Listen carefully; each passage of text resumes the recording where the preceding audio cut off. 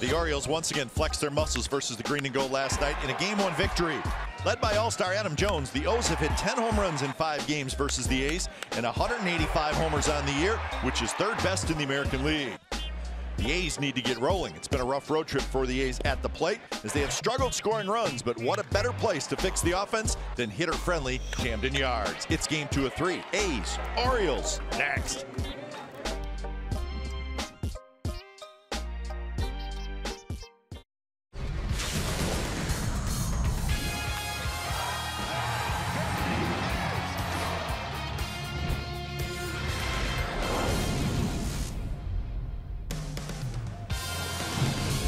We are in downtown Baltimore on a beautiful night for baseball. We're at Oriole Park at Camden Yards for game 2 of this 3-game series. It's the Oakland A's and the Baltimore Orioles coming up on NBC Sports California, powered by Xfinity. Hi again, everybody. Welcome to Oakland A's baseball. Along with Ray Fossey, I'm Glenn Kuiper. So the O's last night swinging the long ball bats. Right. They seem to keep doing that to the A's. They hit 4 home runs, a couple by Adam Jones. And Ray, the A's have not been able to get Adam Jones out this year. He hurt them in Oakland, and he hurt them last night. You make mistakes with a home run hitter, you're going to pay for it. And that's what has happened with Adam Jones facing the Athletics. This was in Oakland. Paul Blackburn, a pitch that was elevated. It left the yard in a hurry. He did it in Oakland. He's done it here at his home park at Camden Yards. But last night, Chris Smith tried to get inside. You don't make a mistake in the inner part of the plate against hitters, especially a guy who can go long. What looked like he opened up just a little bit. And, of course, the long ball hurt the A's last night. Again, I hoped it could help them as they try to win a ball game here tonight. Well, leading off for the A's tonight will be Boog Powell, and Ray's getting a chance to play the young man, and we're starting to see some of the tools that the A's like. He's got a pretty good arm. He runs it down pretty well in the outfield. He's got some speed, so he's going to get an opportunity the final 5 weeks. Well, he had gotten an opportunity to see him. This was in Houston when he threw out the base run at the plate. You don't see this that often, especially with the ball in the air, short hop, and it got to Bruce Maxwell to make the play. But he's also been able to swing the bat well. He's leading off tonight. He's gotten 3 hits in a ball game. And how about the big home run last night? His first major league home run. It went into Boog's barbecue area. Boog Powell hit the ball to Boog Powell. I think that's appropriate considering Boog Powell, not quite as big as John Boog Powell, but this kid can play. And there's a rumor that those two met today. Yes, they did. We're going to find out if that rumor was true during tonight's ball game. So, pitching matchup tonight, Paul Blackburn and Ubaldo Jimenez. They will square off in game 2 of this series. So we'll have lineups and first pitch when we come back to Baltimore. It's the A's and the Orioles, so stick around.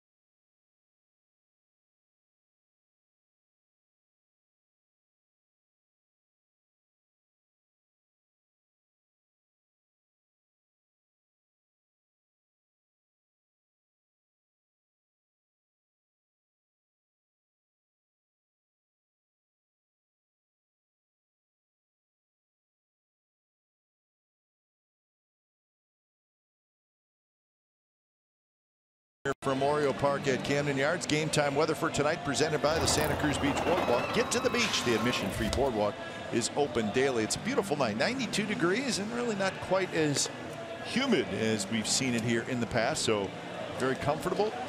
Here's the crowd filing in as the A's lineup led off by Boog Powell as Powell strides to home plate. Here is the A's lineup brought to you by Southwest Airlines. Powell, Lowry, Joyce, Davis, Healy, Olson, Pinder, Chapman, and Maxwell. That's your Oakland A's starting lineup. And the veteran right-hander Ubaldo Jimenez on the mound, facing the Athletics, as he did in Oakland, as he faced the A's, struck out 11 batters, had a very good outing in that particular game. As the A's did win, scoring late against the bullpen, but Ubaldo Jimenez has that funky delivery that you really have to pay attention. Hopefully the A's learn from that, watching him in Oakland. First pitch of the ball game to Boog Powell is a little bit low. So 7:06 first pitch local time. That went in for a strike. Powell last night was in the lineup and he batted ninth. And he had another good ball game. He walked twice, and then in the 8th inning he homered. First big league home run. And the 2 walks against the lefty Wade Miley, and a home run against the right hand. A lot of attention today for this young man. There's a strike on the outside corner. Quick look at the umpires. There's the crew chief and the man who's calling balls and strikes. That is Ted Barrett.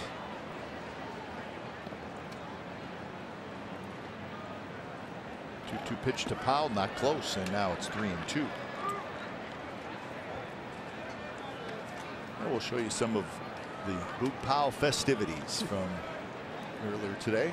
At some point during our ball game tonight, it was a fun day for Boog Powell. Both of them. That one hooked down the right field line, but foul. So the count remains 3-2. Orioles defense as Mancini in left, Jones in center, Smith in right, Machado, Beckham, Scope, Davis on the infield, and the catcher tonight is Caleb Joseph. It was a broken bat by Powell, so he just got a new bat.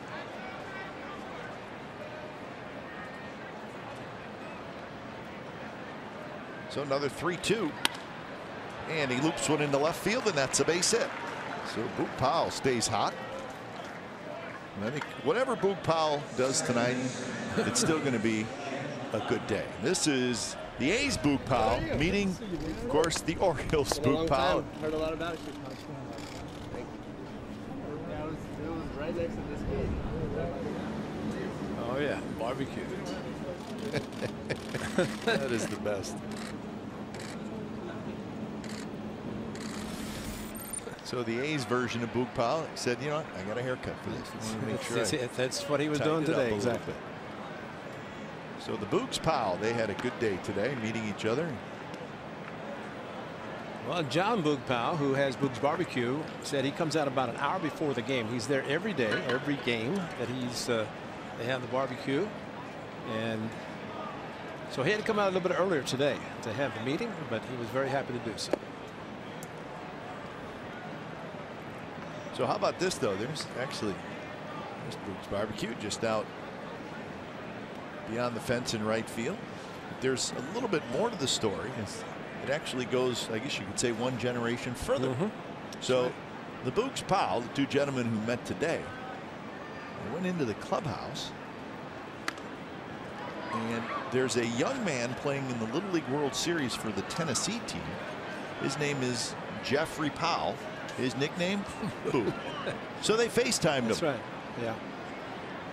I was fortunate to be in there, and actually this Boog said, "You're Boog 3, I'm Boog 2, and here's Boog 1." You know, we're all 3. But as it turned out, he was in Tennessee when they FaceTimed, and it's an hour earlier, and they called. He didn't answer. Called again on FaceTime, didn't answer. And finally, they sent a text saying, "We're trying to get hold of you." He was in the library, studying, at school, studying with his football team, getting ready. And his answer is one word: yes, no, yes. What is going on? 12 years old, and he said, "All my teammates are in here studying." Powell runs, and Lowry hits one deep to right field. Smith is back. Smith at the wall, and that baby's gone. Jed Lowry with a towering home run to right center field to give the A's a 2-0 lead. But as the old saying goes, if it sounds good, it's going to travel, and especially in this park, it sounded great. It traveled deep enough. And Jed Lowry, who homered last night from the right side, hits one tonight from the left side, and it sounded great off his bat. Looked like Caleb Joseph was coming up ready to throw to second base. Guys in the dugout of the Orioles just kind of casually looking, and Boog Powell was running. That's why Joseph did what he did. Second baseman Jonathan Schoop just kept his eyes towards home plate because he's heard the sound before, and he's seen the balls travel. So the A's, a 2-0 lead. Well, Paul Blackburn takes the mound. That's always good. Pitchcast brought to you by Penn Fed Credit Union. So 12 home runs and 45 RBIs now for Lowry, and for Ubaldo Jimenez, he has now allowed 27 home runs this year, 7th most in the American League. And he's done that in 121 innings. So good start for the A's in game 2 of this series.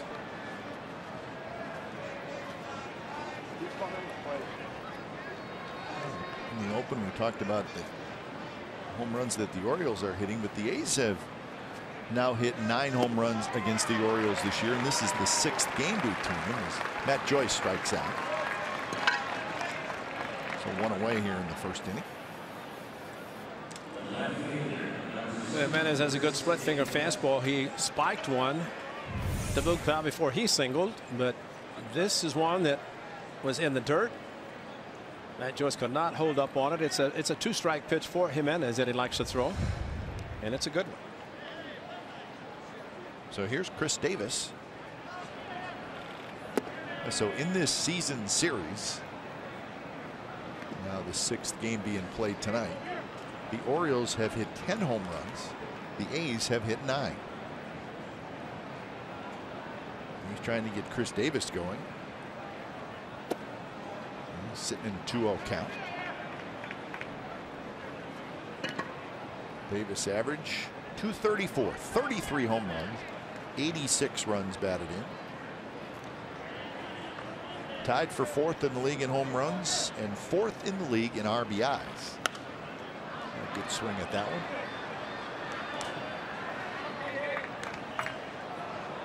So has the 6th most extra base hits in the American League, and he is 3rd in the league in strikeouts.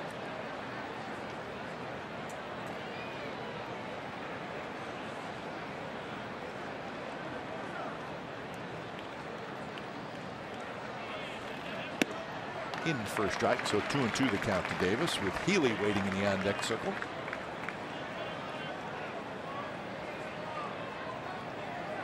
Full shift on in the infield.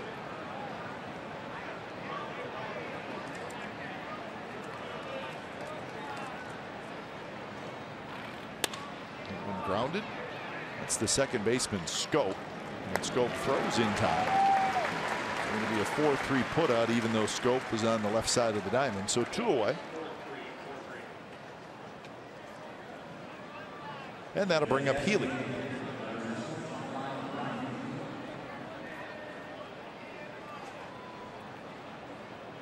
Healy is the DH tonight, with Matt Olson playing first base. .264, 21 homers, 66 RBIs. Healy has a 9-game hitting streak going.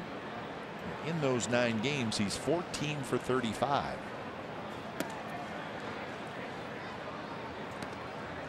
I think it's very simple. Lefty righty, there's 2 different lineups. The only constant, Powell has been hitting as he did last night, 9th. Matt Joyce did not play. But for Bob Melvin, he spends a lot of time at the park. A lot of it probably figured out who's going to be playing and playing where and hitting where. There's a lot of different possibilities in the lineup. Talking about Marcus Semien and Pinder again at shortstop. Marcus coming out last night.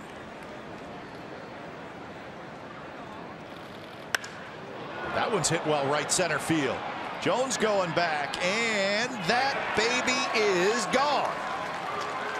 Healy homers, 3-0 A's lead.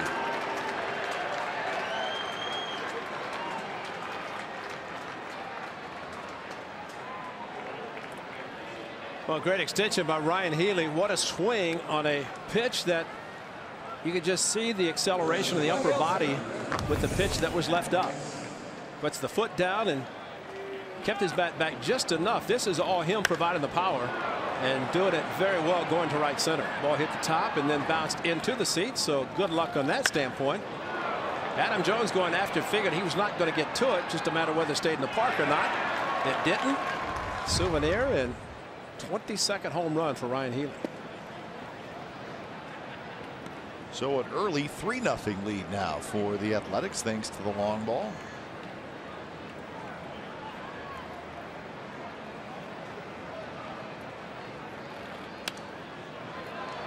On the count to Matt Olson, hitting .230, 8 home runs and 16 runs batted in. Olson with 20 hits. He's got 1 double and the 8 home runs.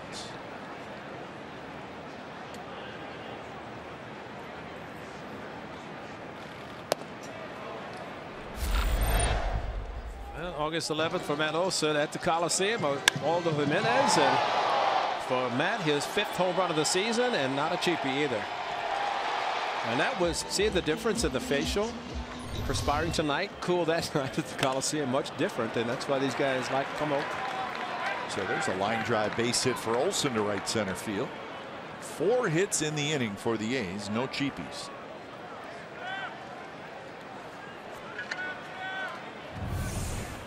Roger McDowell's going to chat with his pitcher. He's throwing a lot of different types of pitches, but unfortunately, when he makes a mistake, it's limit the ball in the middle of the plate. And that does not bode well, as we have seen when the A's have been pitching.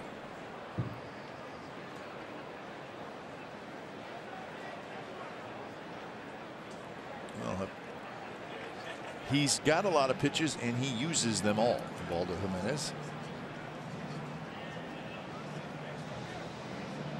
Fastball, slider, splitter, and then a few curves, a few changeups, a few cutters. And the catcher only has a thumb and 4 fingers for 6 signs. And bullpen activity already, that's not good for a starting pitcher or a bullpen pitcher. So that's the lefty Richard Blyer. What we have seen when the A's pitcher has struggled and Bob Melvin has gone to the bullpen. Bullpen's done a very good job. Buck Showalter might be thinking the same thing with Jimenez on the mound.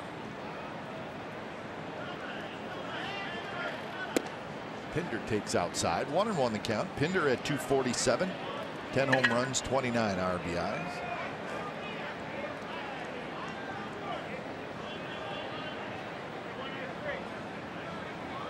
Manager's biggest nightmare. Calling down to the bullpen in the very first inning. Nice play there by Jimenez. If he doesn't get that, Pinder's got a chance to beat it out. So the A's hit a pair of home runs. Lowry with a 2-run shot, his 12th of the year. And 3 batters later, Ryan Healy, his 22nd of the year. So after a half inning from Baltimore, the A's with a 3-0 lead.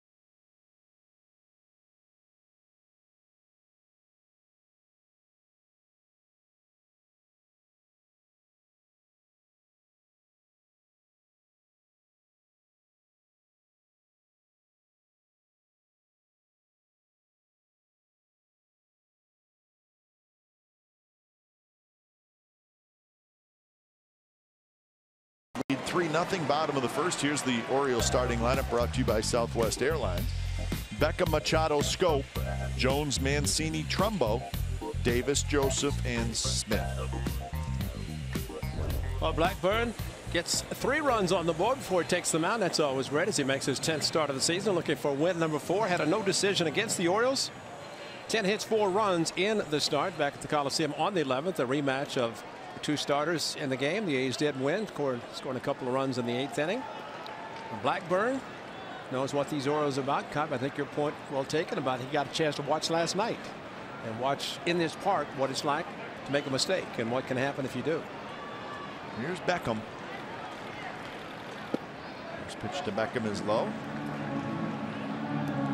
Bottom line, though, you still have to pitch your game. Pitch what you do the best and pitch to your strength. I think we got a chance to see some pitches that maybe Chris Smith should not have made. Trying to go inside. Unless you knock the hitter down, it's got to be more of an effective pitch than a pitch to try to get it out. Beckham was 1 for 5 last night. And this is a rematch. Blackburn and Baldo Menes. Game 2 of that series at the Coliseum on the 11th of August. So Blackburn, see if he learned anything from that start when he gave up 10 hits and 4 runs in 5 2/3 innings.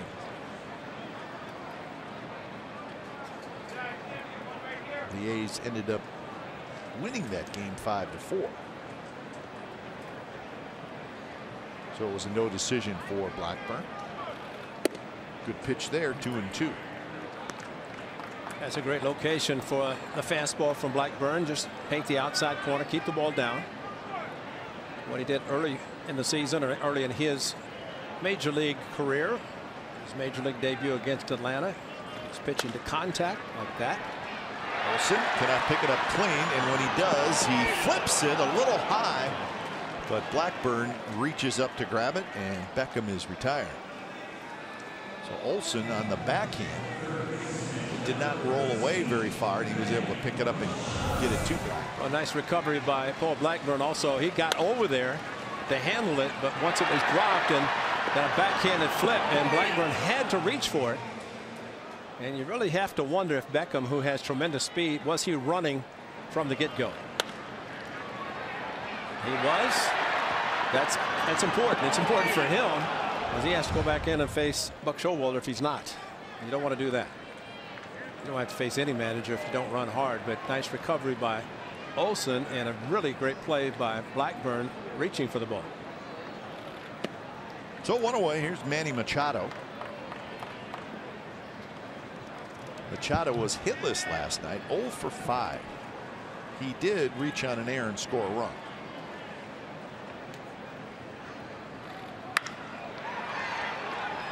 Pinder on the backhand throws in time, 2 away. Defensively for the Athletics tonight, Chris Davis, Luke Powell, Matt Joyce in the outfield. Chapman, Pinder, Lowry, Olsen on the infield with Maxwell doing the catching. So Pinder getting a start at shortstop. There's Marcus Simeon on that. I guess it was kind of a check swing last night. It was his wrist. Seems to be fine. Well, the problem when you have surgery and a bone heals, there is scar tissue around the fracture or the surgery, and sometimes you feel something, and I guess he was even experiencing before he played. He's kind of playing through it, and happened a little bit more last night as Miley stayed inside to the right-handers. Pitched quite effectively, and he tried to hold up his swing and probably injured it more. So better for him to take the time off, get it well, and continue to play. Hard to do when you're accustomed playing every day, and plus he's spent a couple of months on the disabled list, which it's no fun for him. So we'll see if Marcus is in the lineup tomorrow, but it will also be an extra day off because Thursday is an off day. So I check the right hand when he tries to hold up, and that's putting a lot of torque on the hand. And I think he could care less with the check swing whether he win or not. Pinder charges, straightens up, throws, and Paul Blackburn with a 3 up, 3 down, 3 ground ball out inning. 3-0 A's lead after 1.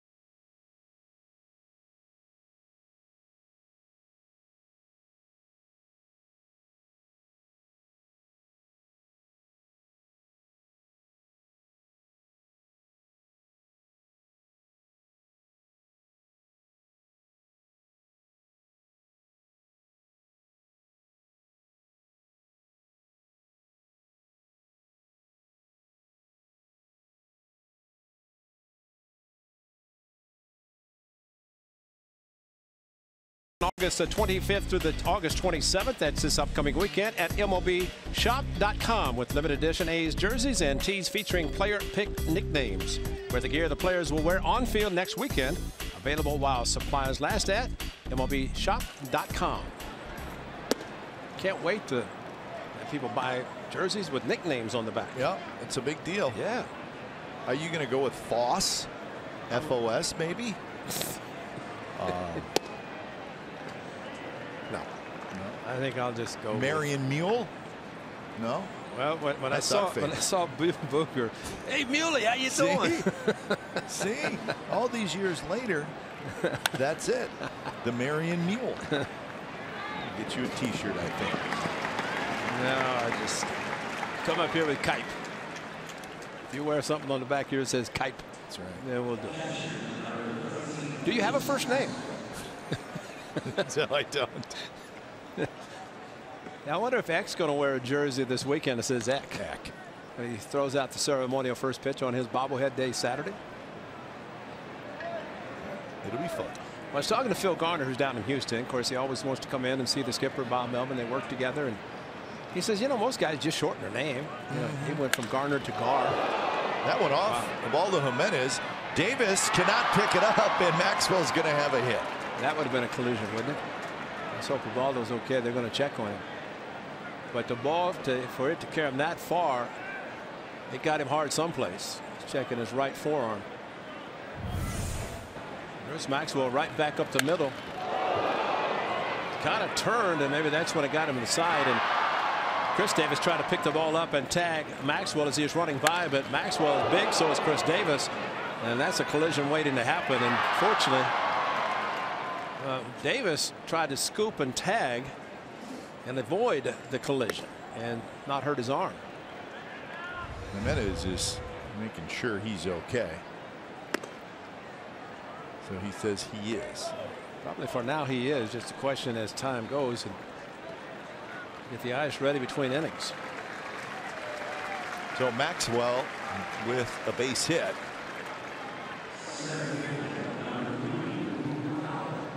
I'm always surprised, and pitchers are very vulnerable. They're 60 feet 6 inches away, and that's when they start. But by the time they deliver and follow through, they're much closer. And a hitter, when he's hitting correctly, he wants to hit the ball back up the middle.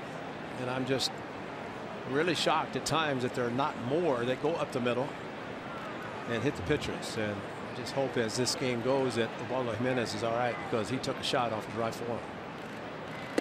Here's Powell, leadoff man. He dropped a single in the left field in the first inning. He has reached base in 8 of his last 9 plate appearances.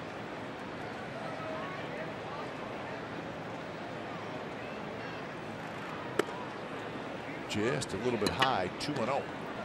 You look at his jersey front. Perspiration and dirt do not mix. It creates mud. And that's what he has already. That's diving back into first. Line drive just past Scope into right field for a hit. Maxwell's got to hustle to second, and he'll get there. So Boog Powell remains red hot. He's 2 for 2.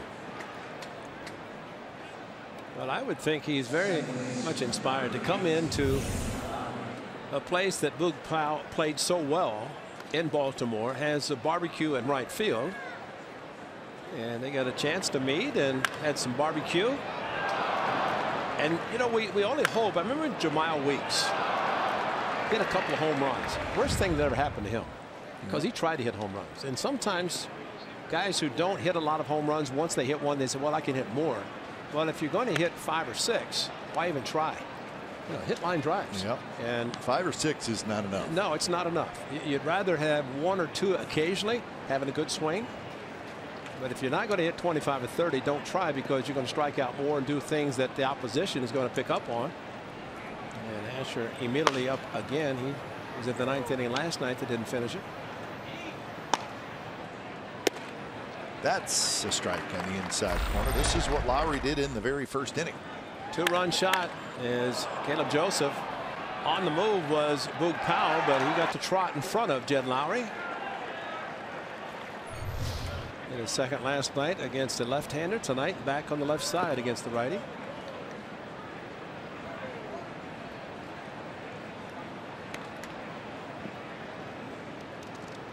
coming into that first inning at bat, Lowry was 1 for 15 in his career against Ubaldo Jimenez. So you can erase that.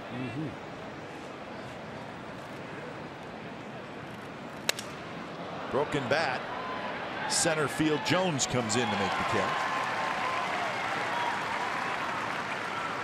So 2 outs here in the second inning, and the A's will need a 2-out hit from Matt Joyce.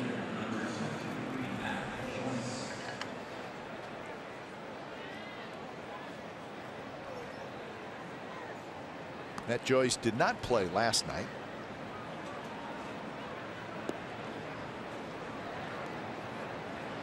Joyce with 18 home runs. That is 1 shy of his career high. He hit 19 back in 2011 with the Rays.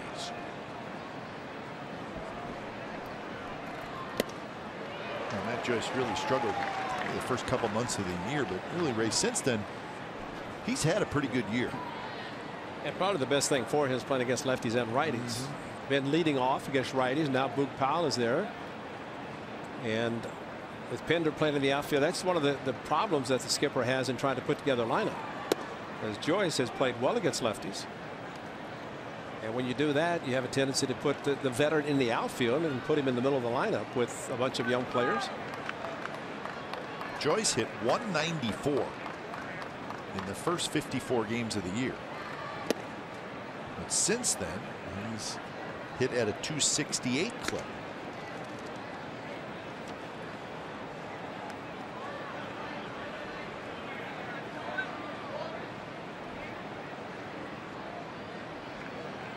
Chance to knock in a run here.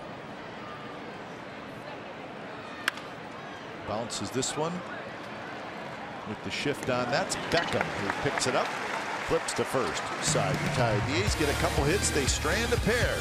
3-0 A's lead as we head to the bottom of the second.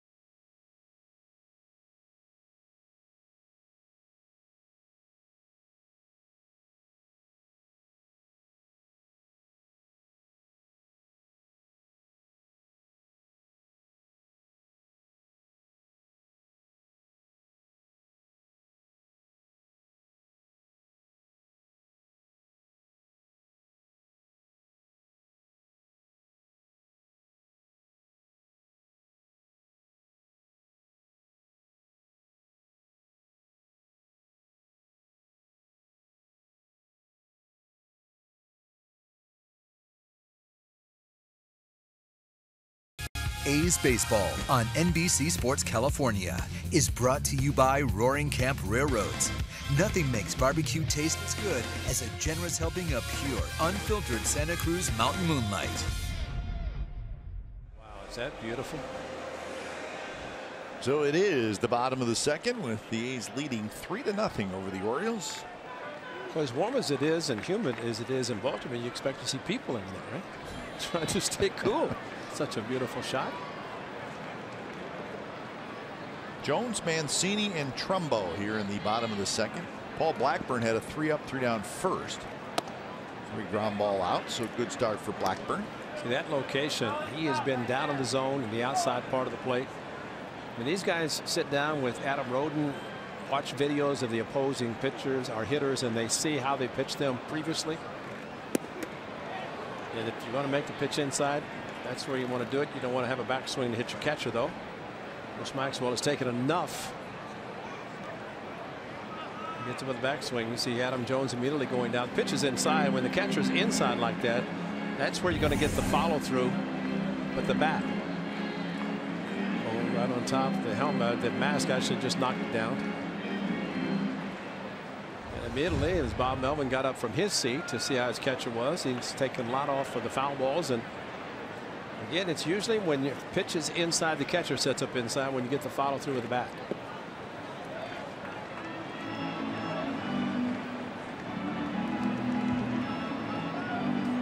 One and two to Jones. 24 home runs, 63 runs batted in.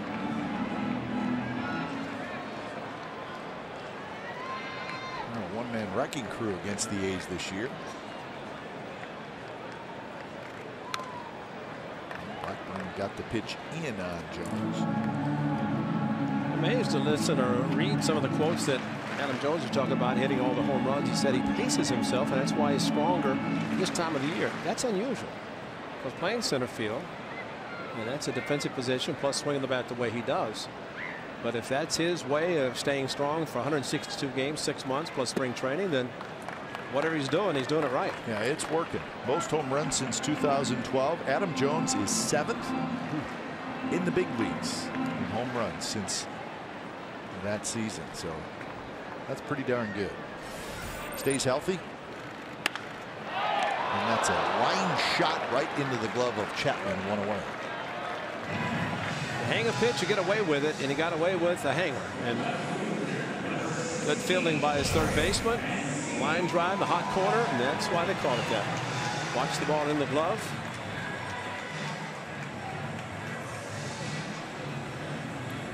So 1 away. Here's Mancini. Even his outs are hard.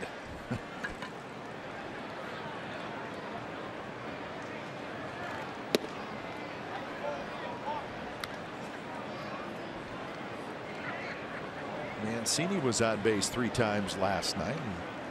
A single, a walk, and he was hit by a pitch. Playing left field for the 2nd night in a row. And that's an example right there how you look fastball, gear fastball, see the spin of the breaking ball and take it, knowing it's going to be out of the strike zone. And Blackburn makes a very good pitch down in the strike zone. For a Northern California young man, this humidity is not good because they definitely feel it coming back pitching here.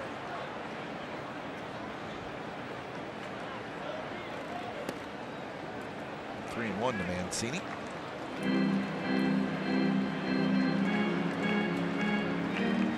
Trumbo will be next.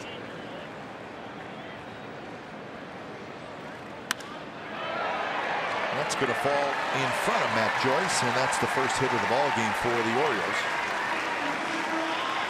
Seen Mancini have the ability to hit the ball to right field. That one was a little bit of an inside-out swing. It's just very good hitting, not trying to pull a pitch that's up a little bit.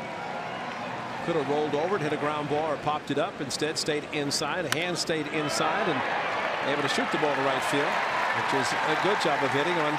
Really a pitch on 3 and 1. A lot of hitters will load up a little bit earlier and try to pull it. That's impressive. Yep. Trumbo. Trumbo at 239, 19 home runs, 55 runs batted in. Orioles are 3rd in the American League in home runs with 185, trailing the Astros and the Rangers. Astros and the Rangers have each hit 195 home runs. The Yankees are 4th with 178. The A's are 6th with 171.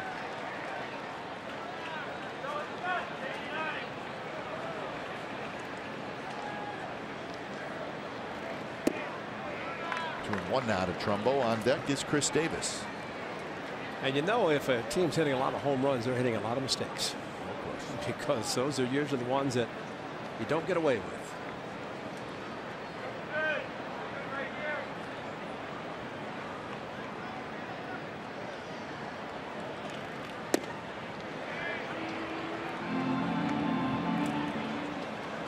So there's the numbers, and I said 171 for the A's. That was coming into this game, and they've added a couple early in the game to jump ahead of the Rays.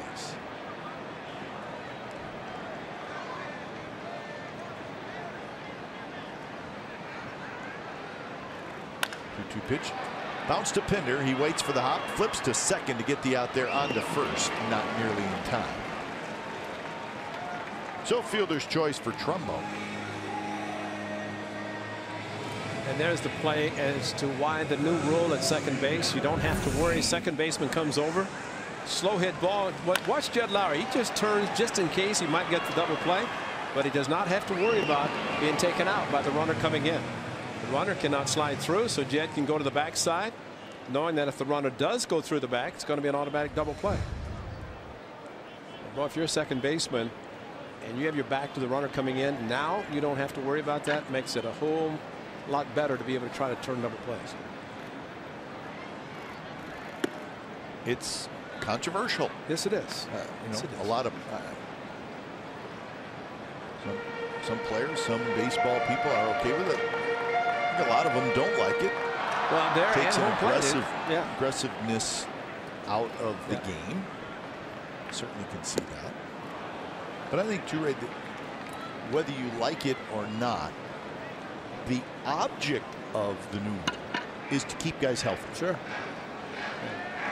I'm not saying I agree with the rule or not, but it is doing what it set out to do. Keep guys on the field. Yeah, definitely. And it's taken away the old theory in the past, try to break up a double play. And you know that was something that you took a lot of pride in as a base runner. Some guys went a little beyond, and I think maybe Chase Utley sliding through in the playoffs, that was kind of the turning point. I don't know how McRae had done it several years back in a postseason game. Just a little bit, Hal McRae. Jeez, Hal. Willie Randolph. Man, oh man. Drove him into left field.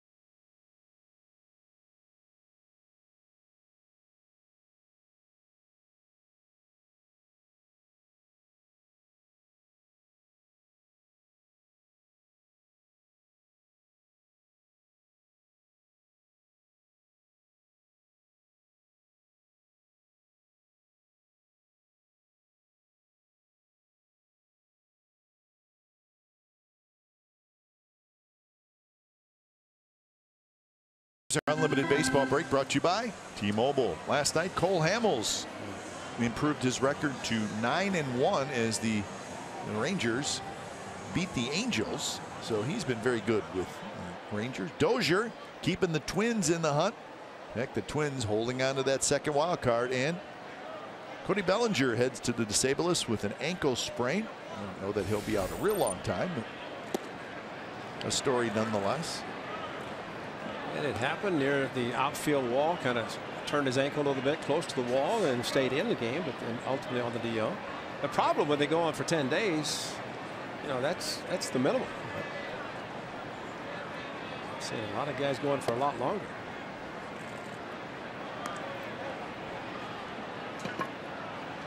2-0 to Chris Davis, leading things off here in the third. The A's got a couple of home runs in the very first inning, one by Lowry and one by Healy for a 3-0 lead.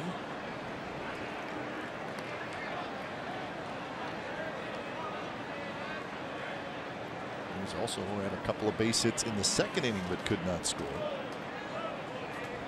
So they have 6 hits off Jimenez in the first 2 innings. Beckham charges, the shortstop froze on the run, and Davis is retired. So 1 away here in the third inning. Well, unfortunately, the A's have a 3-0 lead. The unfortunate thing is that if they don't add on, the Orioles are a home run or 2 away from getting right back in the game. Time, yep. And they know that they have the power to do it. And will they be able to wear down the pitcher? And that's the key right now. Of course, last night the A's did not use any of the back end of the bullpen. Well rested, as Buck Showalter had to go to his closer in the 9th inning with 2 outs, 2 on base, with the on-deck hitter being the time run. So a save was created for Zach Britton. He doesn't need help. The way he throws. But to have a 4-run lead, 2 runners on deck hitter is the tie run, I'd say that's pretty much given. Paul Blackburn trying to continue his mastery tonight. Jimenez knocks it down. The ball stays right on the mound, and he fires to first to get Healy. So 2 away. The ball was hit pretty hard. Well, it's understandable if Jimenez would recoil just a little bit with another ball at him after taking one off the side of his right arm. So 2 away, and here's Matt Olson, who lined a single into right center field in the first.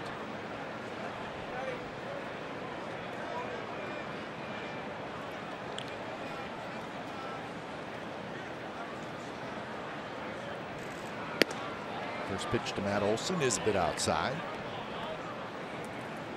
Olson had a pinch hit single last night. He was thrown out trying to stretch it into a double.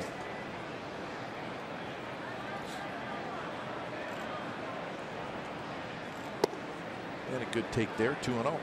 And a good thing about what happened to him last night, even though the A's did lose, is that the next game, you forget about it. You try to do something special, which has already gotten a hit tonight. But you don't like to be thrown out on the base paths whenever you're 3 runs down.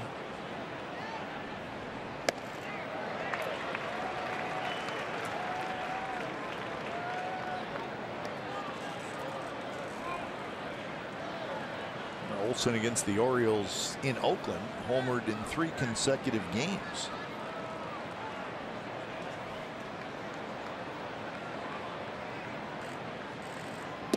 Missed inside, so Olson now in the hitter's count of 3-1. Remember Brent Strom asked, how do you beat the Texas Rangers last year? Maybe a lot of left-handed hitters around baseball saying, how did Matt Olson hit Zach Britton? Took him deep at Oakland on the Sunday. And that pitch is low. 2-out walk for Olson. Well, that's the good eye that Matt Olson has. He has the power, but also, as Keith Lippman, the director of player development, has said throughout the time that they had drafted Matt Olson, said he not only has the power, but he has the ability to be selective, take walks, and get the manager of the Orioles pacing. That's what Buck is doing. He's got Earl Weaver right next to him. Yeah. The number 4. Yeah, that was Orioles dugout. And Buck likes that. He likes to have Earl Weaver, the Hall of Famer, Earl, right there. Kind of models himself a little bit after Earl Weaver. He wants to go out for some reason.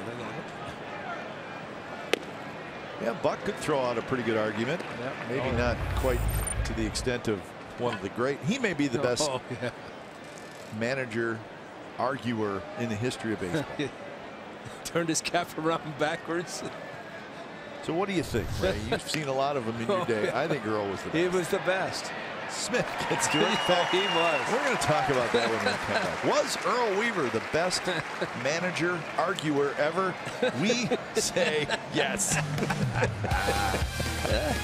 Good place kicker too. It's like a field goal kicker.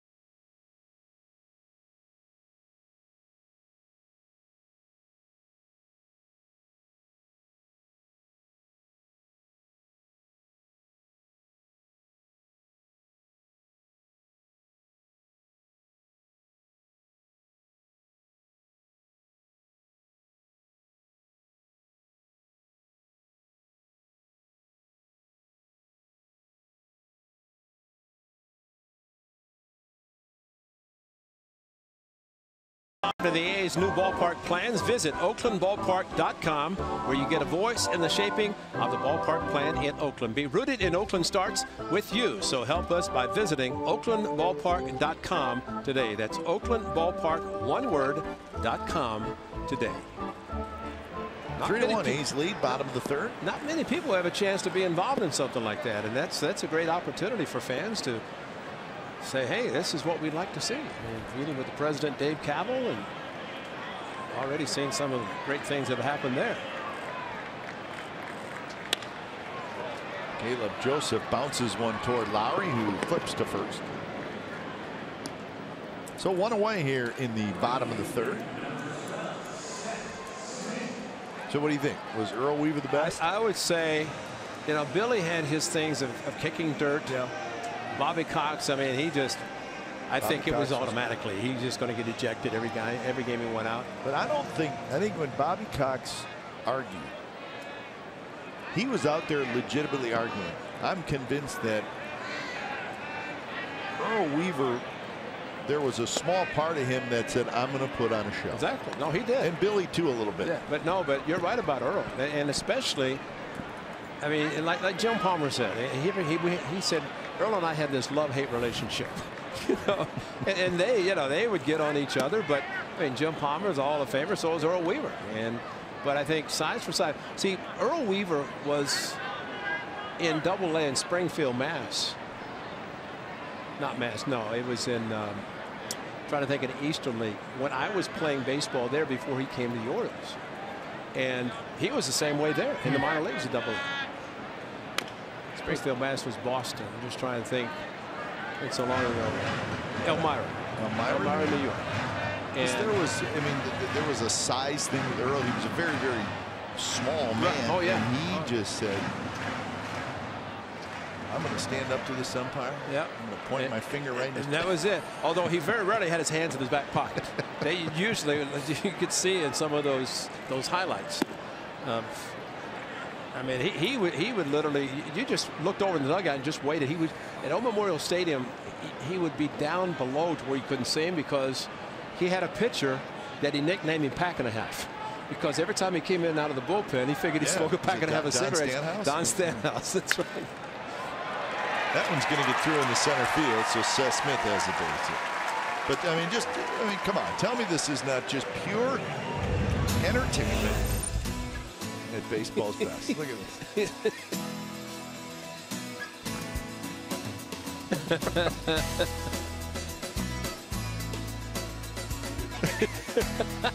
That's late Ron Luciano. Oh man, that's great. He was tremendous, and I can't think of any player that didn't really love playing for him. How could you not? Yeah. Lou Piniella was a pretty good arguer. Yeah. Lou would put on quite a show. But Lou would go out, and the umpire says, "You're coming out here to get ejected. You're going to stay in the game. I'm not going to throw you out." Yeah. But there's a video out there, and it's very old, but it's of Lou Piniella with Bill Hallett, longtime umpire, right? And it's full audio where you can hear it. Well, some of it needs to be bleeped out a little bit, but it is one of the funniest things you'll ever see. Chapman fires to second for one, to first. What a double play. 5-4-3. Nicely done by the Athletics infield, and that'll do it for the Orioles in the third.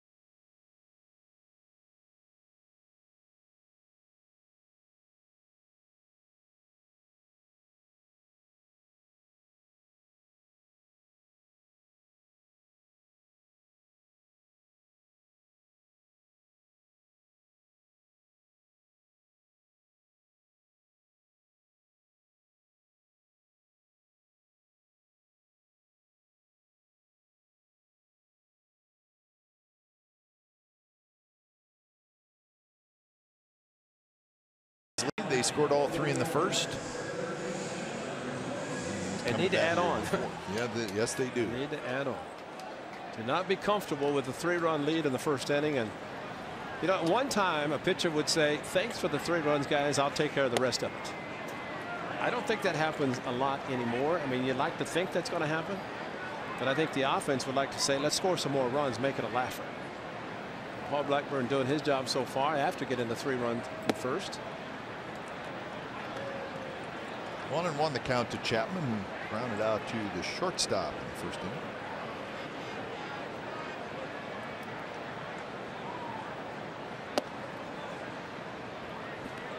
Maxwell to follow, and then Boog Powell.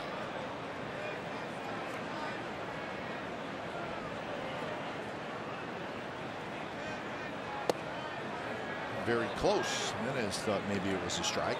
See, different umpires call that strike. Not a strike anyway. Ted Barrett, a little warm tonight for him. Hit hard, diving play. Scope has it, throws from his knees. Got him.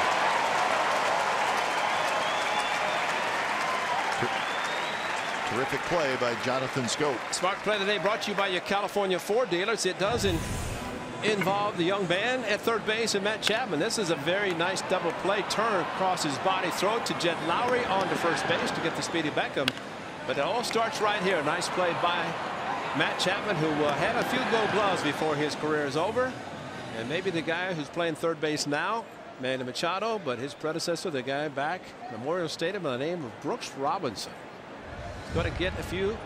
Brooks had 16 of them. I don't know how many Machado or Chapman are going to get. Brooks Robinson could pick it. Brooks Robinson sent a lot of guys home sad because he robbed them. How about the Cincinnati Reds 70 World Series? Bench might have been the MVP a lot had it not been for Brooks.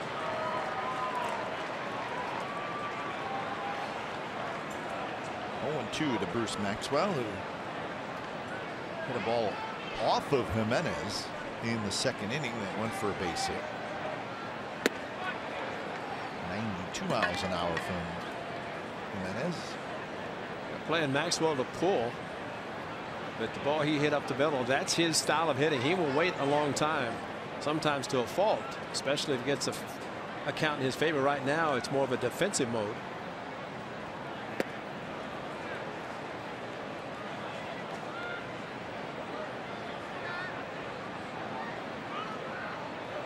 Jimenez has always had a tendency to throw a lot of pitches, but not necessarily pitch deep into the game.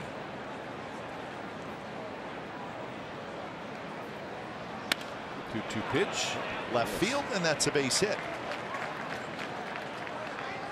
Here's some Brooks Robinson for you, Ray. Well, the human vacuum cleaner, Brooks Robinson, who scores number 5, is retired in Baltimore, Hall of Famer. He could pick it. He was not as far as a very strong arm, but his quick instincts, his reflexes were unbelievable. He could make this play like Matt Chapman does, catch it on the run and throw, and he can swing the bat. He always wore a helmet. See the small helmet? Remember the cap? Remember that? All-star multiple times. I mean, right now the president of the Alumni Association, Baseball Players Alumni Association, just quite a gentleman. Yeah, check out the helmet. It's like he didn't want to have the full long bill of his cap. Right? He could do whatever he wanted to. A complete play. 0-2 to Boog Powell.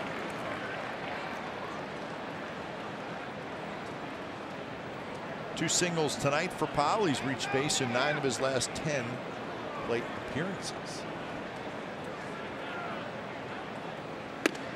Not that time as Jimenez makes quick work of Powell as he strikes him out for the second out.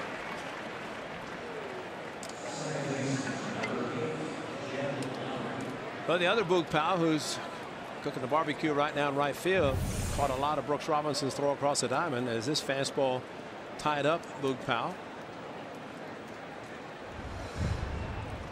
Tomorrow, Boog's barbecue. Tomorrow. Bring it.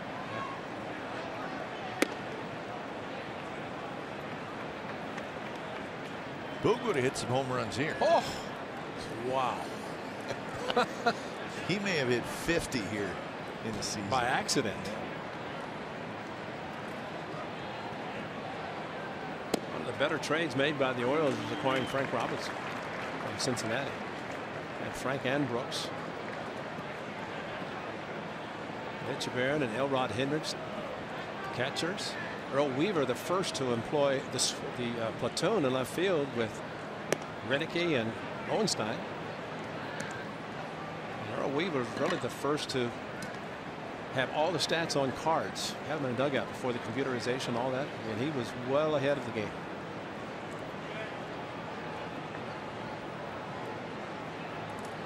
Two and one to Lowry. That one is drilled toward left center field. Jones on the run, and Adam Jones reaches up and makes the catch. Side retired. Another well-hit ball by Jed Lowry, but nothing to show for it this time. Hit and a runner left. Bottom of the fourth coming up. 3-0 A's lead.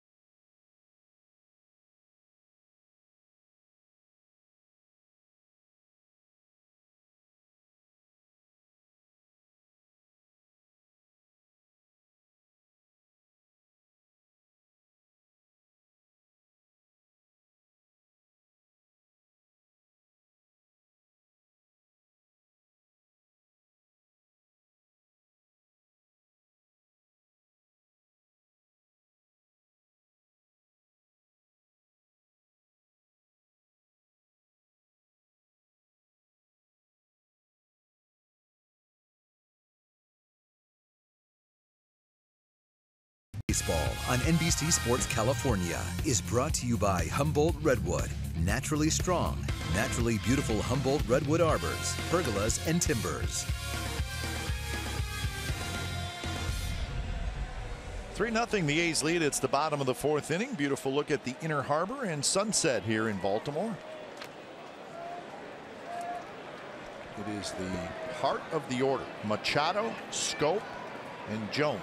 So a challenge inning for Paul Blackburn, who has been good so far. His location of his fastball has been spectacular, and that's the key. And that's what he's done with the ground ball outs.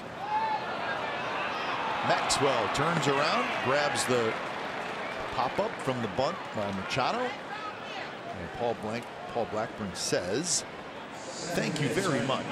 You know, that's a good play by Bruce Maxwell, because as a catcher, you're down, nobody on base. The bunt in front or the pop-up, you're kind of down. All of a sudden, you have to find it, then go for it.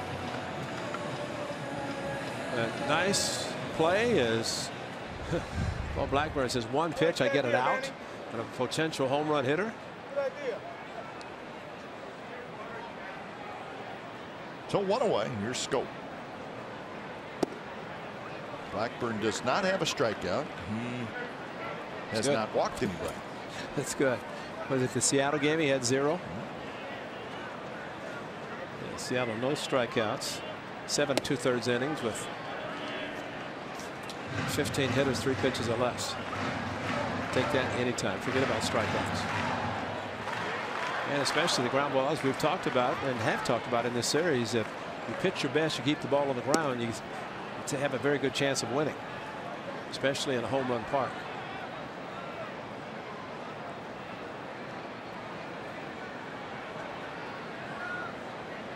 So So 1-2 to Scope, who grounded out to short.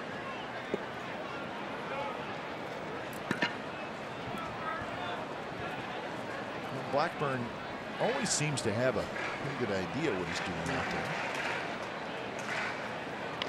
He's just not going to reach back and blow the fastball by. Good pitchers are able to hit their spots. They won't blow you away. They'll do that. Mix it inside and out. And so far tonight, when he's gone inside, it's been a pitch in which it's been kind of a purpose pitch. He got Scope. He's gotten Adam Jones inside, and then go back outside just enough inside to think about the inside part of the plate. Paint the corner to the outside, which he's going to try to do now. And he went with a fastball, and again, good location. So pitch usage went ahead in the count. Fastball, slider 31%, curve 17%. So when you look down at the bottom, the overall curveball percentage 9%. So he throws the curveball twice as much when he gets ahead in the count. Here he's throwing fastballs, but he's keeping it down.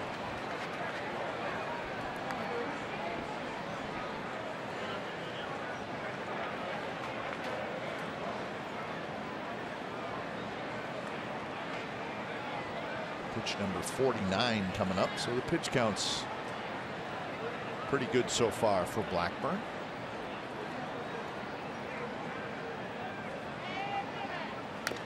And again, a well-placed fastball. Tonight's a perfect example of why you hydrate before you come into the park and pitch. And it's impossible to think, well, I'm going to drink a lot of water and liquids the day I pitch, because it's not going to work. But you train, you condition your legs for games like this, because the legs go fast. That means your arm also goes fast. You don't stay very long in a game. Chapman on the backhand. Throws, and what a play by Matt Chapman. He had just enough time to just kind of regain himself a little bit and make a very good throw. Well, he knows the speed of Scope, so he takes the ball, goes into foul territory, and then kind of brings it back and makes a chest-high throw to first base. He had enough time really to stop, but we saw the play was in Seattle when he ended up over by the side rail, throwing a ball across, and also his speed going after the ball in Toronto where he was playing the shift. But I think his strong arm right there just showed that's a hard play when you're throwing and throwing across your body, and you make that kind of a strong throw chest high with no movement whatsoever. Adam Jones swings and misses.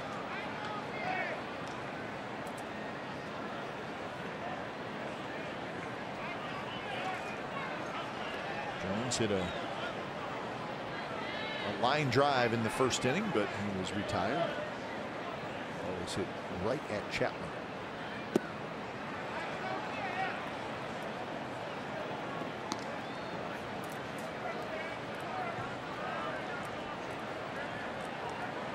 Blackburn looking for his 4th win of the year. He comes in with a 3-1 record.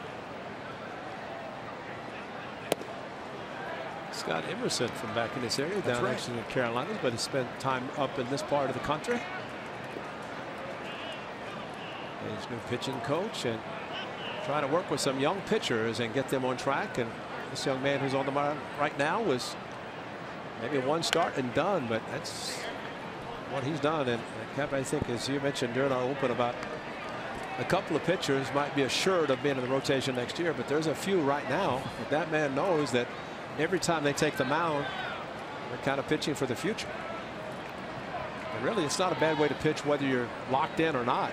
To take the mound 34, 31, 35 starts, whatever you make in a season. Well, Cotton's pitching better after coming off the disabled list with a blister issue.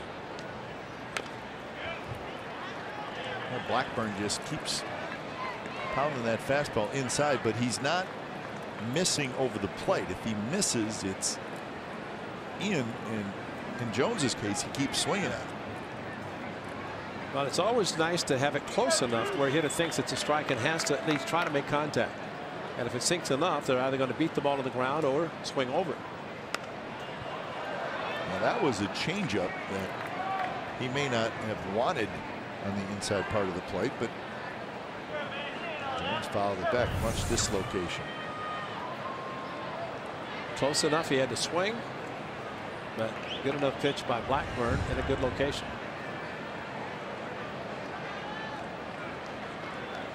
Fastball away. And again, well placed by Blackburn. Underhands to first. And that's a 3-up, 3-down inning for Paul Blackburn. Beautiful night on Utah Street. Right outside Camden Yards. 3-0 A's.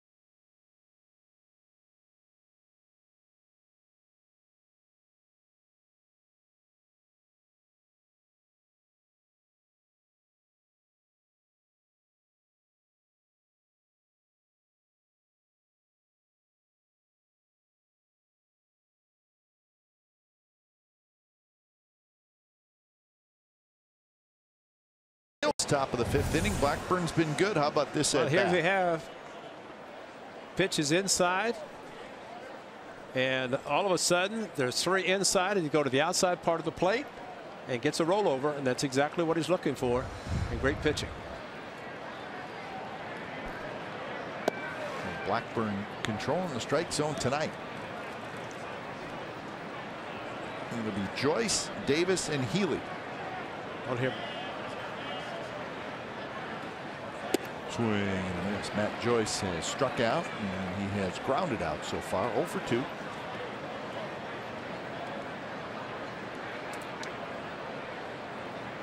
A's with 7 hits in the game. The Orioles with just 2. And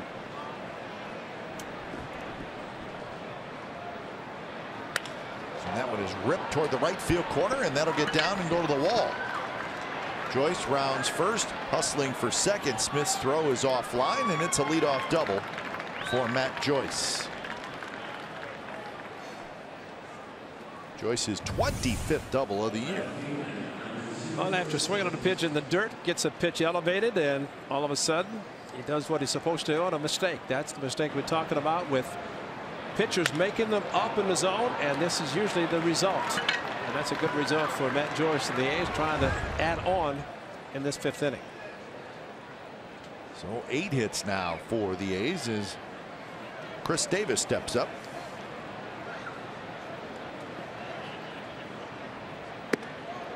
Pitch is inside to Davis.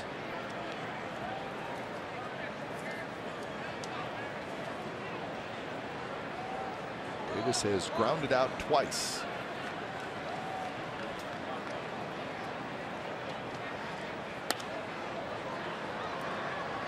Just keep waiting for Chris Davis in this park with his power, the way he is able to go from line to line. Talk about the boom power and the home runs that he could hit in this park. Chris Davis could do the same thing the other Chris Davis already does. The man's going to pitch a full game in the bullpen. You know what's nice out there though by Asher? Looks like they got a little barbecue out there. Yeah. Yeah. See right there. Oh. What if that's Boogs?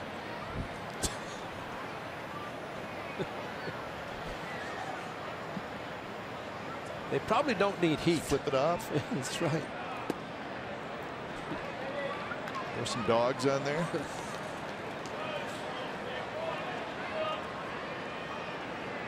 2-2 the count to Davis.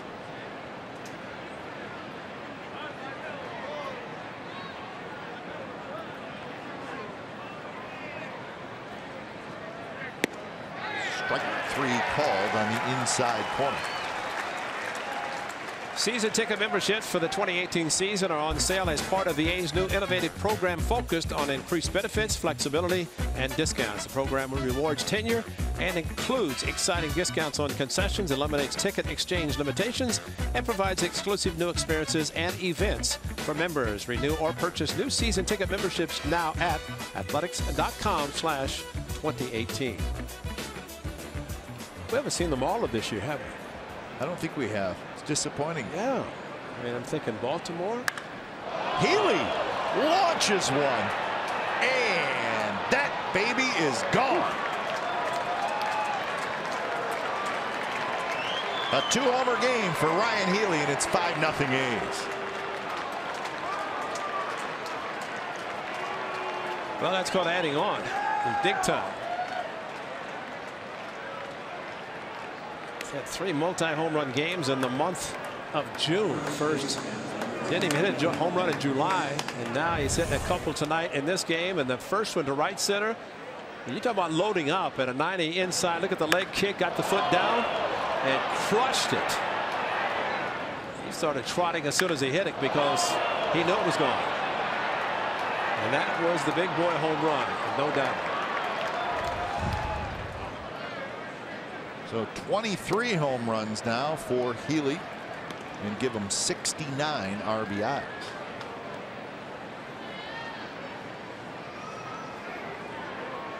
Three home runs for the A's tonight. They've hit 5 in the series.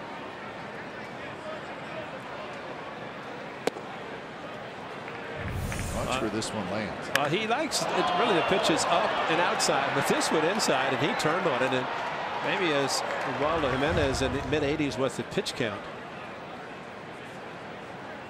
4th time in his young career that he's hit 2 home runs in a game. 1-2 now to Olsen.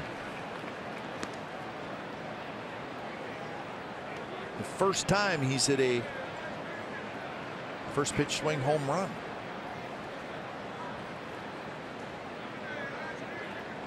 And maybe the home run that he hit in the first at bat that was up and away. They wanted to try to sneak one inside. Didn't work. Olsen swings and misses, so he strikes out. 2 outs here in the top of the 5th. Well, the key is get the foot down, and then here comes the bat, and that is a perfect swing.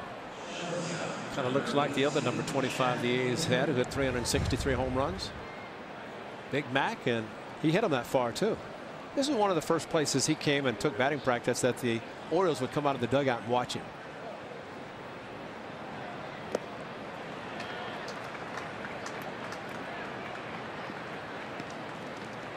Well, he could hit him up over both bullpens, right into that viewing area way out in left center field.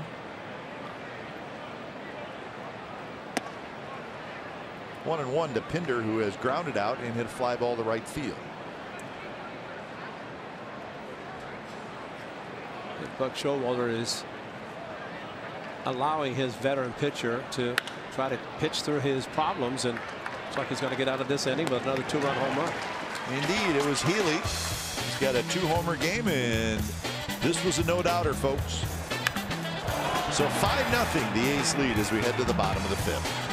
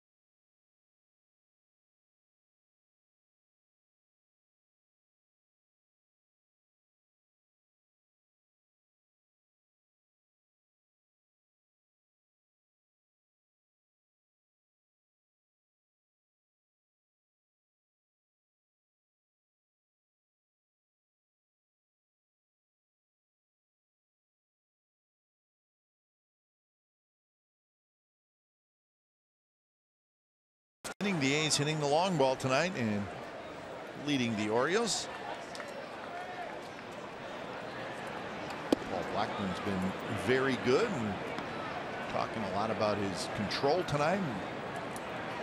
Works in, out, in, out.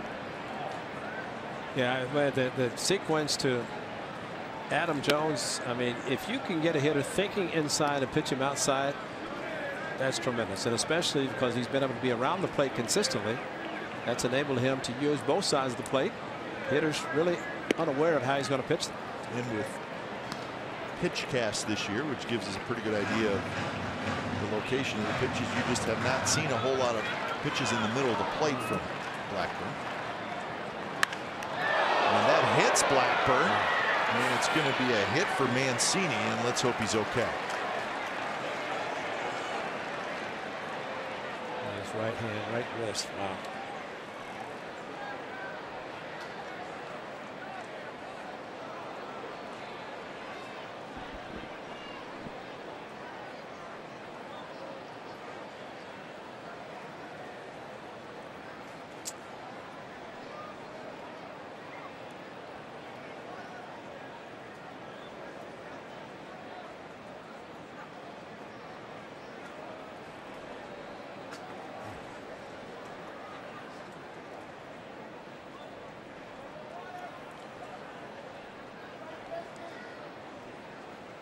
He's going to come out right. It looked like they were looking at the top of the hand or the wrist area. Nick Paparesta, the head athletic trainer, just holding that right arm.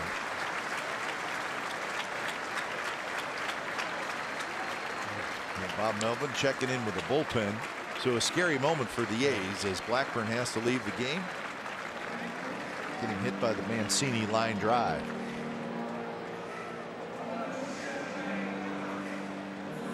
See if we can see exactly where it hit him.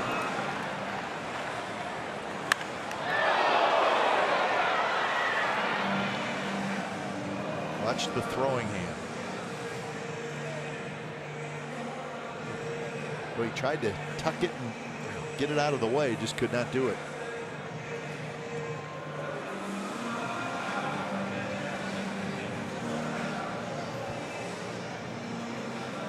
So as Blackburn leaves, Astro coming in. We'll be back 5-0 A's lead.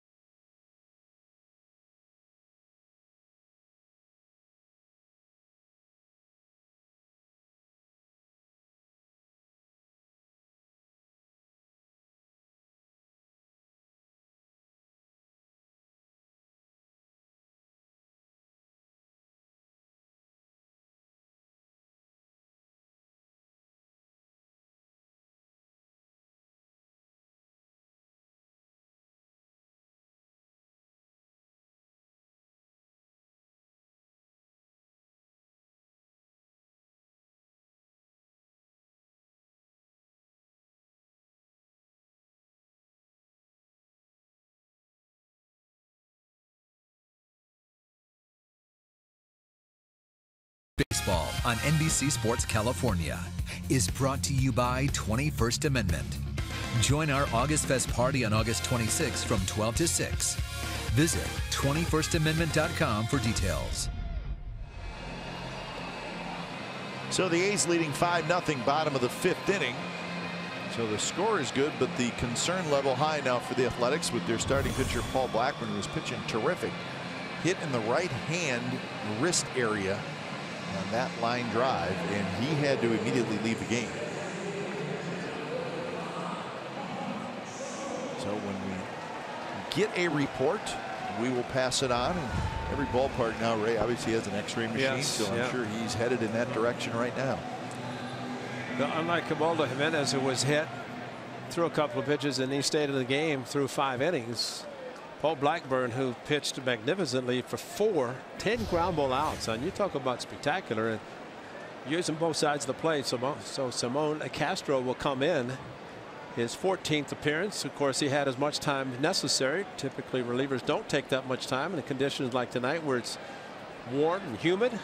Wouldn't take that long anyway, but he's ready to go.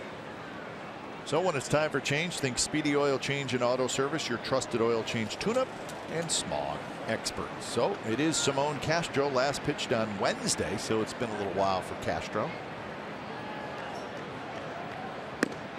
As he faces Trumbo and then Davis and Joseph with Mancini at first, nobody out here in the bottom of the 5th.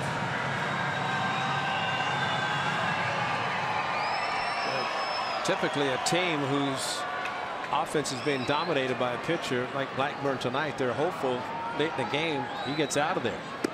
As it turns out tonight, he's out in the 5th inning. And now the bullpen, I mean, the way Blackburn was pitching with his pitch count, he was capable of easily going into this through 7 innings and then turning over to the bullpen. But now bullpen has to start in the 5th inning and try to mix a match to get a victory in the 2nd game of the series.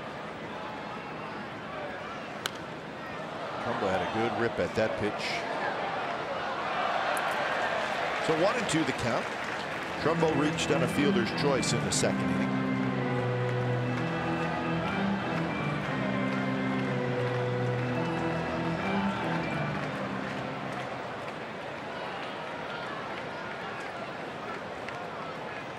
So I would imagine Bob Melvin hoping for a couple innings out of Castro if he can get it. And I think that's why I brought him in too, for that reason right there, because the games that, think of the Sunday game a couple of Sundays ago at the Coliseum, Cotton started, came out early. The A's had 8 1/3 shutout innings, and it was Castro who started it with 2 shutout innings. But those two not happy. Chip Hale, the bench coach for the skipper Bob Melvin, and pitching is such a premium anyway. They have one of the better ones on the mound tonight. Chapman has it, fires to first, double play. Wow, what a throw by Matt Chapman. Mancini dove back, but I think he was out. I don't know that any third baseman could make this play from where Chapman is. I mean, it's a head first dive, but the arm strength of Matt Chapman to see that he's off and to make the throw across the diamond. And they're going to take a look at it.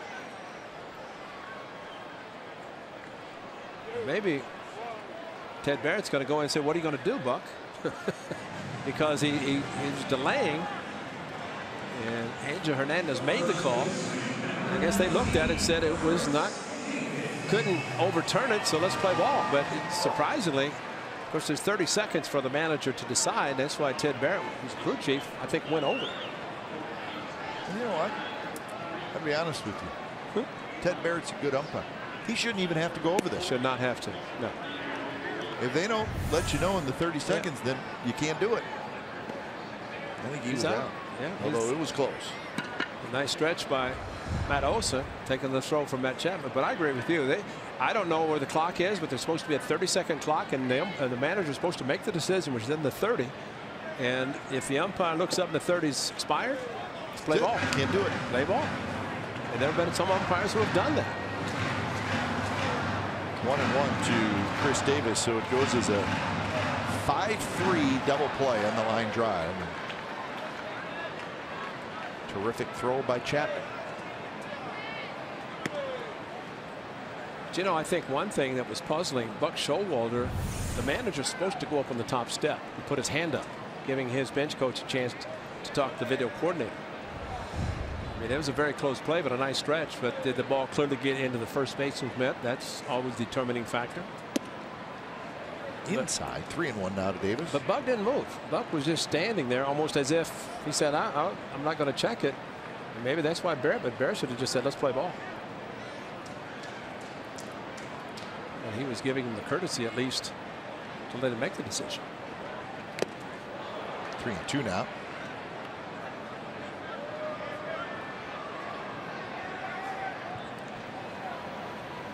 Asher's up again. He's been up every inning, I think.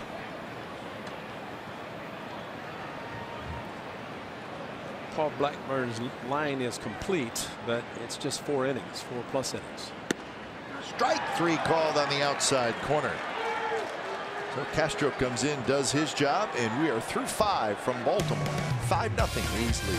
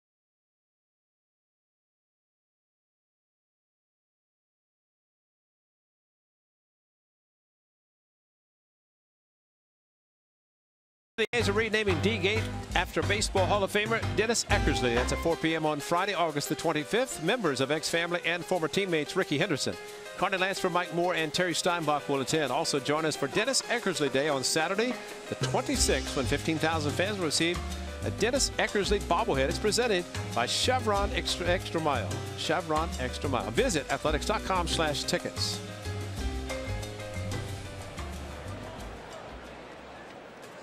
So when it's time for change, think Speedy Oil Change and Auto Service. Your trusted oil change, tune-up, and smog expert says to the bullpen for the Orioles. Alec Asher comes in. He pitched last night. So Asher will face Matt Chapman, leading things off here in the 6th inning. Remember, Asher came in last night in the 9th inning to try to get the final 3 outs. And there was an error, and he walked the hitter. He got a couple outs, but then Britton came in and got the save. As soon as he walked the batter, here comes Buck. That's it. For Evaldo Jimenez, 90 pitches tonight. The 3 home runs, the big story. Ryan Healy got him twice. Well, he's never been the pitcher that the Orioles had hoped he would be. Nope. Signed a big 4-year contract.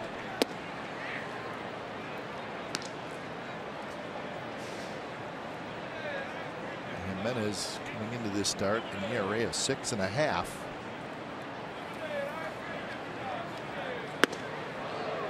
And it's not going to go down. 2-2 to Chapman, who is 0 for 2. Maxwell to follow, and then Powell here in the 6th.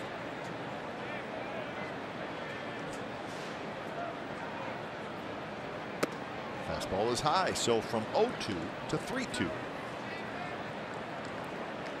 Whatever Chapman does offensively tonight, He's already been a big part of the game defensively. He's been terrific. And he's got a base hit. Hits it hard right up the middle. So leadoff single, hit number 10 for the Athletics. Hey, tomorrow at 7:30, the Quakes take on Real Salt Lake. It is the season winds down. Every game is key as Chris Wondolowski and the Quakes battle for playoff position. The home of the authentic Earthquakes fan is NBC Sports California. That's tomorrow at 7 o'clock. Real Salt Lake and the San Jose Earthquakes. Here's Maxwell, who's 2 for 2. Hayes will be home Friday night. Off day on Thursday after the mid-afternoon game here tomorrow, which you can see on the MLB Network or listen to Ken, Ray, and Vince. 95.7 the game.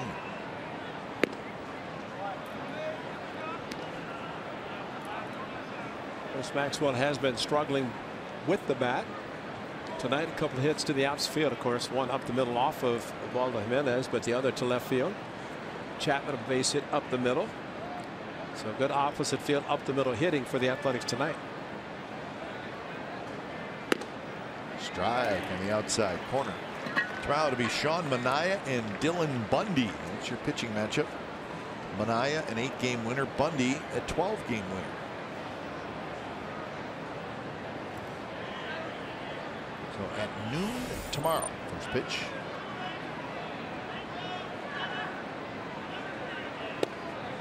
Strike 3 call, then Maxwell knew it. So 1 out here in the 6th inning.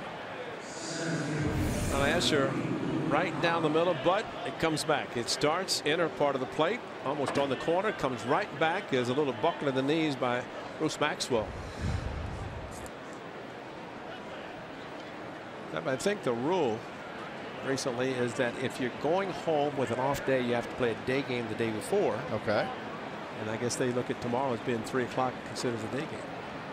You know what I consider a day game? 1 o'clock. 1 o'clock or 12:30. Or how about our good friends with the Cleveland Indians? Noon. Or yeah. Start their, or the Red Sox would go 4 o'clock. Yeah. Come on. A's go 12:35, but that's one of the new rules. So you get a full off day at home. 3 o'clock in the mid-afternoon is not really a day game, especially.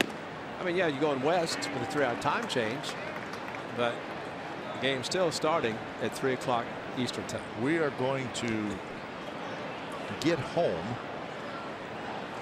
about the same time we would be getting home from a night game at the Coliseum.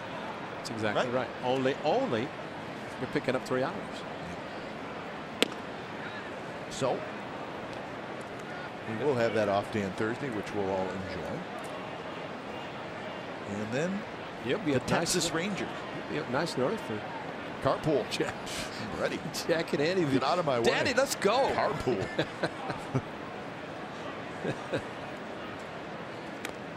Check swing foul. So the Texas Rangers will be in town. It's going to be Eckersley, Mike Moore, and Dave Stewart. Nope.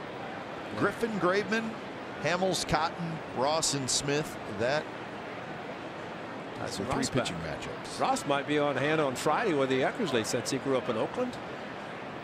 Already the A's still have 10 games against the Texas Rangers, and the Rangers right in the middle of this whole wild card thing. Machado backs up. He's got it. I think the A's are just hopeful that the last 4 games of the season mean something to the Rangers, because the A's will be at Arlington, Texas. It'd be a lot of fun, wouldn't it? A lot of fun. I mean, to play really the entire remainder of the season, meaningful games for the Athletics and these young players. This is a great experience for them, and you know, it's always the case when you're playing a team that really the games mean something. They all mean something. That's the important thing. But the teams that are trying to play in October, they're really meaningful. And it's a great experience for these young players playing for the A's and trying to hang on tonight and take care of business against the Orioles team that's trying to play in October. Lowry takes a strike in the inside corner. It has been a long time since we saw the Texas Rangers. It was May 12th, 13th, and 14th in Arlington. So it has been a while. The Rangers are 2 games back of the second wild card spot. Mancini toward the line. He's got it side retired. So the A's got the leadoff signal. Couldn't do anything with it. Bottom of the 6th coming up. Still 5-0 A's lead.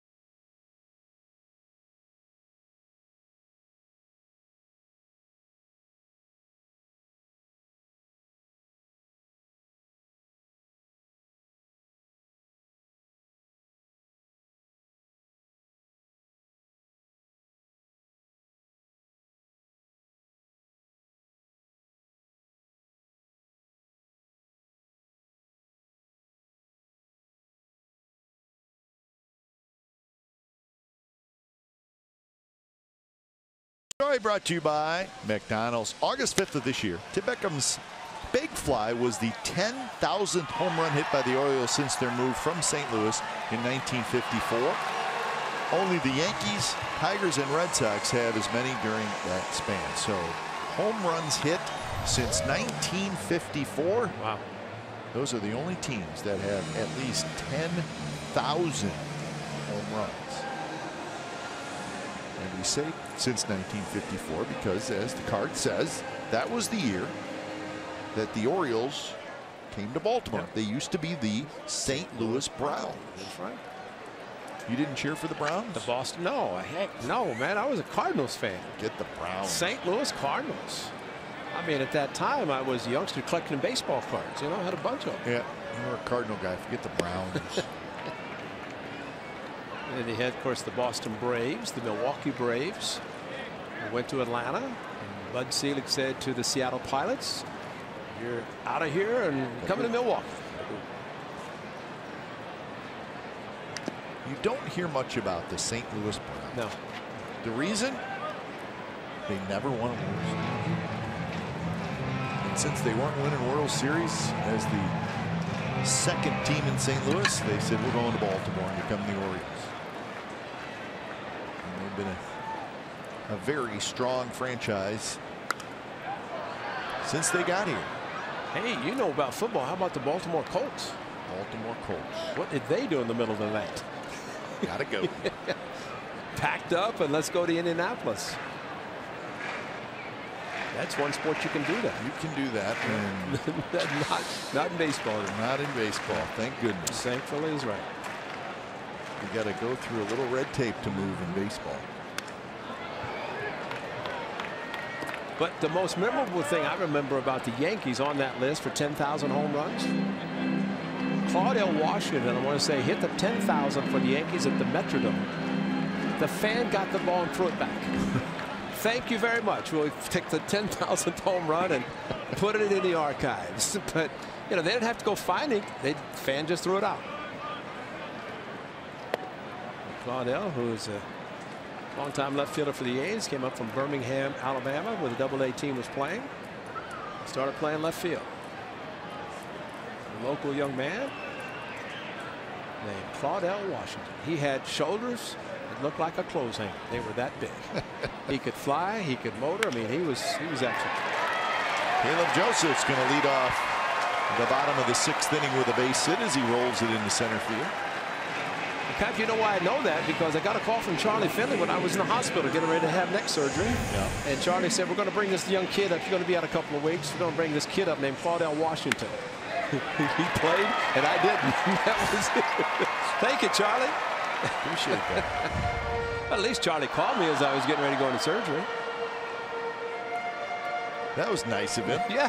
Thanks for the nice gesture. We're going to bring this young kid up. And then that same year in the offseason, Catfish Hunter became a free agent, went to New York, and got another call from Charlie. He said, you're not going to play. Now, Charlie was a good owner.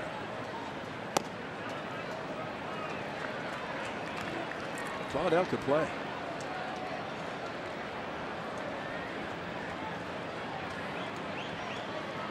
I noticed Smith 4 hits now for the Orioles. That by Caleb Joseph started 0-2 and kept fouling off some tough pitches and got a hard single up the middle. Good breaking ball there from Castro.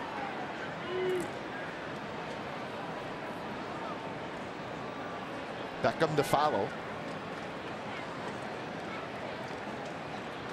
Shift is on for Smith. Chapman playing the shortstop spot.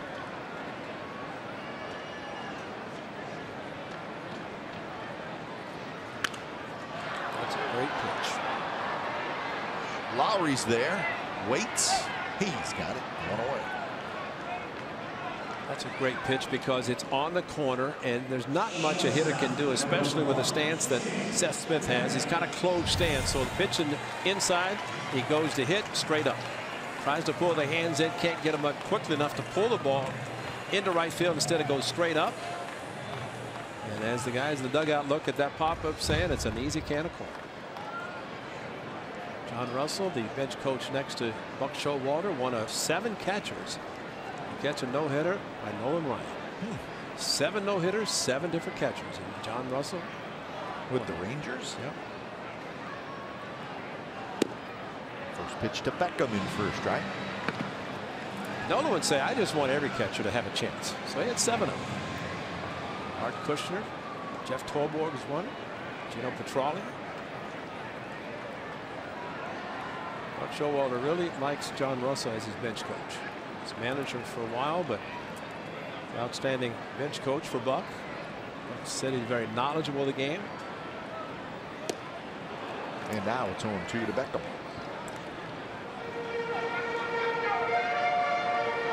Castro in his second inning got a big double play thanks to Matt Chapman. Fastball is good, good location, good breaking pitch.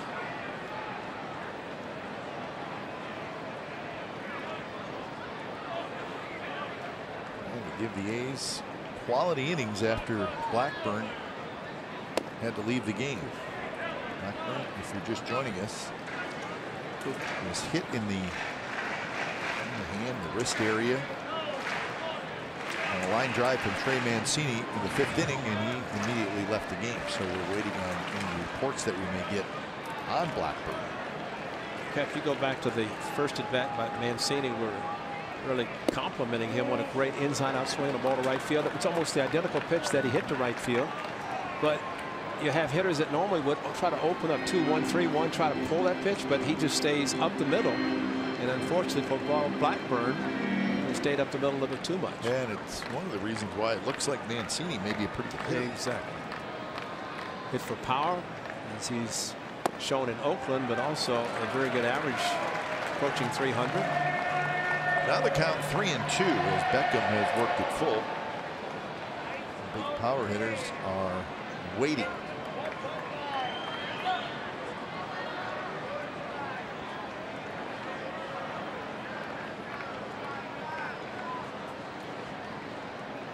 Joseph, the runner at first. He's got a small lead. He's not going anywhere. The ball's grounded toward Lowry. Lowry dives. He's got it.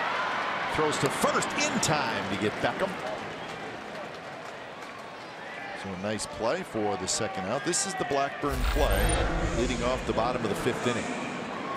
There's an inside-out swing by Mancini on a 2-1 pitch, and it just looks like he tries to take everything up the middle of the right field. And unfortunately for Paul Blackburn, this was up the middle off his right hand. and in tremendous pain. Pretty evident as he was walking off with Nick Paparesta. Let's hope the report we get is a good one and it's just a bruise, but the look on his face and the pain that he was experiencing, it's just tough to look at. Jed Lowry, a nice diving play, a nice angle to go after the ball and able to get up to his feet and throw out Beckham instead of having to throw from his knees as Scope did in the previous inning. First pitch to Machado, down and away. First time tonight that the Orioles have an at-bat with a runner in scoring position. Last night they were 2 for 9 with runners in scoring position on their way to scoring 7 runs. They did a lot of their damage with the home run.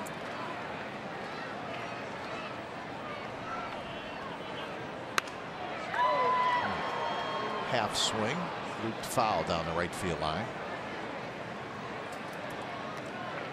.296 average with runners in scoring position for the season. That's the best in the American League. So the reason why the Orioles are good offense. Cap, you'd have to wonder if the Orioles had consistently good starting pitching, where they would be. They'd be terrific. I mean, they'd be right there with the Red Sox. Look at those numbers offensively, and you just have to wonder. I agree. Because you have those kind of numbers where you're putting the ball in play and you're getting big hits with runners in score position and scoring runs, and you're fighting for a wild card. So last year, Ray, where they won 89 games, they were the second wild card team. Offensively, they were about on pace as to where they are this year. Their ERA as a team, 10th in the American League. This year, it's 12th. It's a little worse this year. But they had a little more stability in their starting rotation last year. And that one is belted. Deep center field. Powell's going to run out of room, and that one is way out of here. Machado with home run number 27.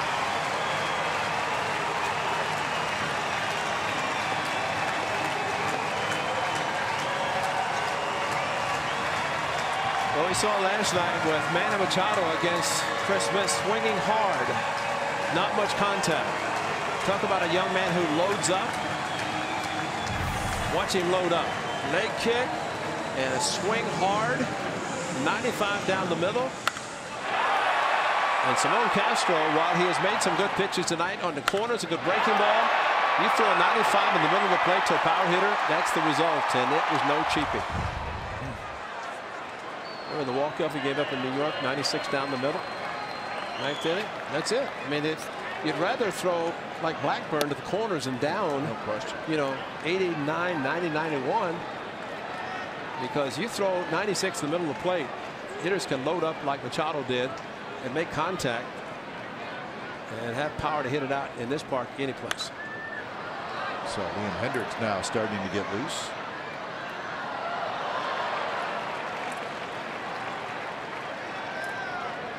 The count, of course, 2-1, which is always beneficial to a hitter. Can guess a little bit more.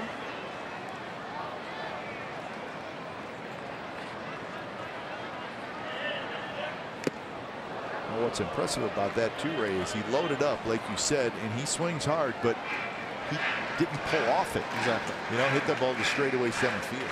And he may have that open stance, the exaggerated open stance, to close up to make sure he doesn't. Yep. And especially if you have the kind of power that he does to do what he just did, there's no reason to try to pull it. If you can go center field and right center very deep. Wade Miley was pointing it out to him how deep it did go into right center. 2-2 the count. So now it's a 5-2 game.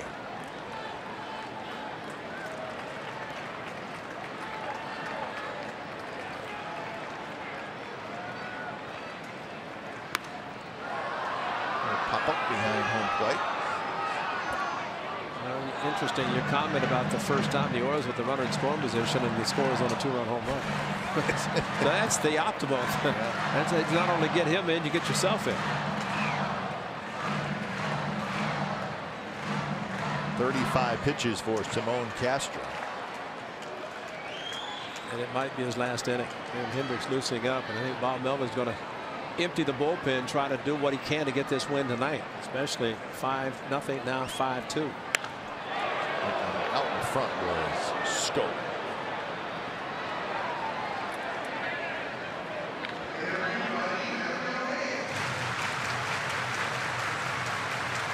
whole bunch of A's fans down there. Getting a little love. Right. Josh Donaldson jersey. Lefty.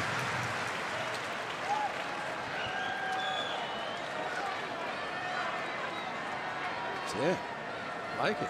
Amongst all those Orioles fans.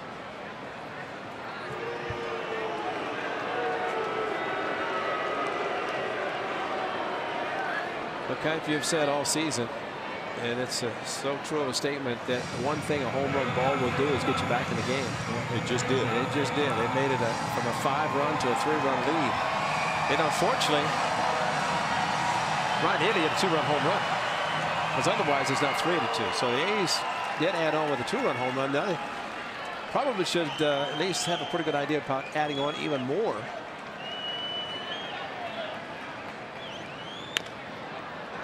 Castro continues to get that ball in on Scope.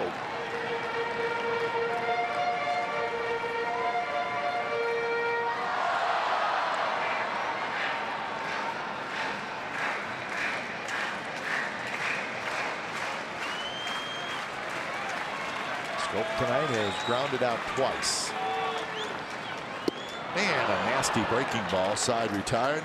Manny Machado with a 2-run homer, 27th of the year. So 7th inning coming up, 5-2 A's lead.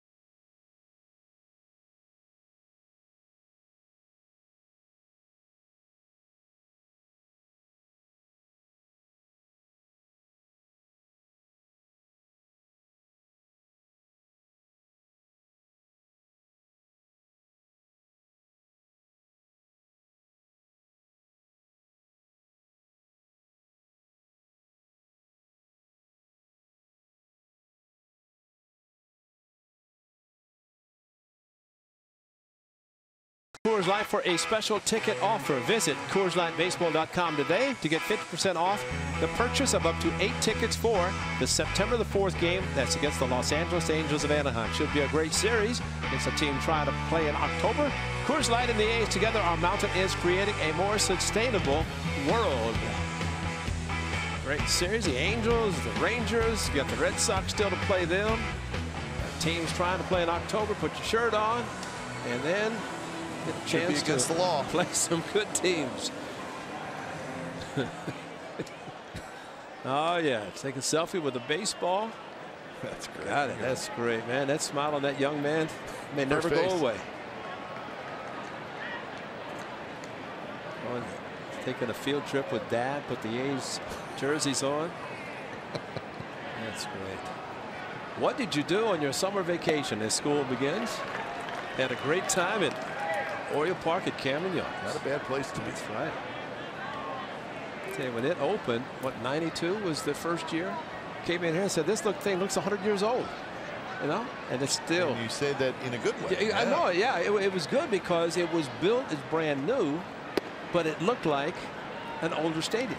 It looked like those fields that you looked at from the 30s, 40s, and 50s. That's right. Ebbets Field. Oh yeah, but I think the one thing, of course, the warehouse, but the green seats. I mean, it just magnificent place. Yeah, it is terrific.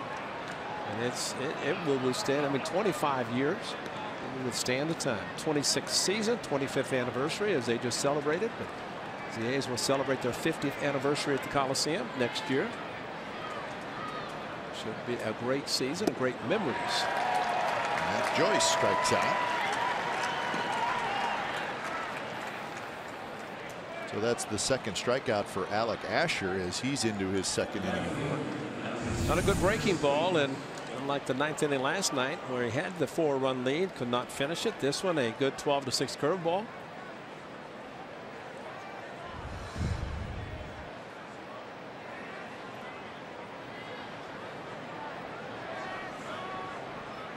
First pitch to Chris Davis is just a little bit high. Chris Davis really struggling right now. 2 groundouts and a strikeout so far tonight. He's 0 for his last 19. Drills that one to center. Jones backs up and he makes the catch. 2 away.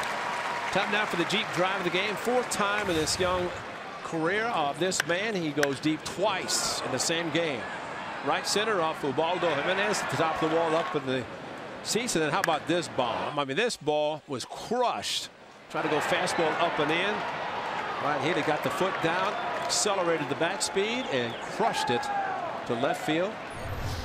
2 home runs. He's driven in 3 in his 4th multi-home run game. Surprisingly, didn't hit a home run in July. Hard to believe. That is a surprise. I mean, he hit 3 2-run home runs in June. None in July. It was shocking. Still sitting on 23. What he did the second half last year and what he's done this year. Star in the making.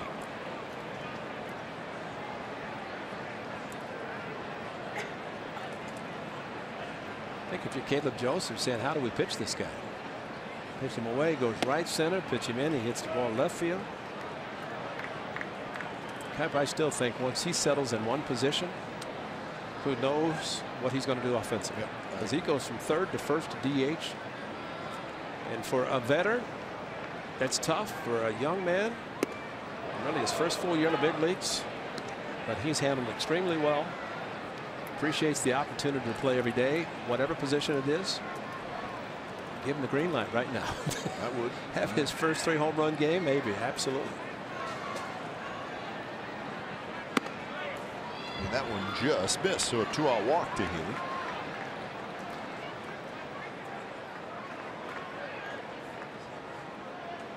That's the second walk issued by Orioles pitchers. And here comes Olsen.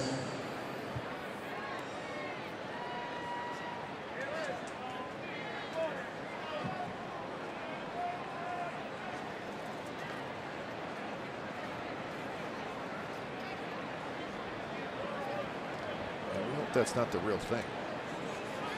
That's pretty fresh scar. Well, what it is, you don't. And we saw him last night, and we're told that that was a tattoo. But sometimes I've seen actually pitchers who are tattooed over the scar yeah, of Tommy John surgery or some sort of elbow surgery. Well, it leads you to believe that he may have had surgery at some point. But I mean, that just looks like baseball seams. But you have to wonder what's under it.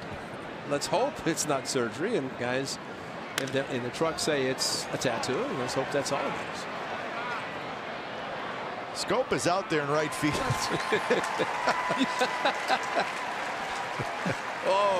Man. Yeah. Oh. In between innings. If we're smart, we'd have a case of those heading on ice heading tomorrow to California. Wow.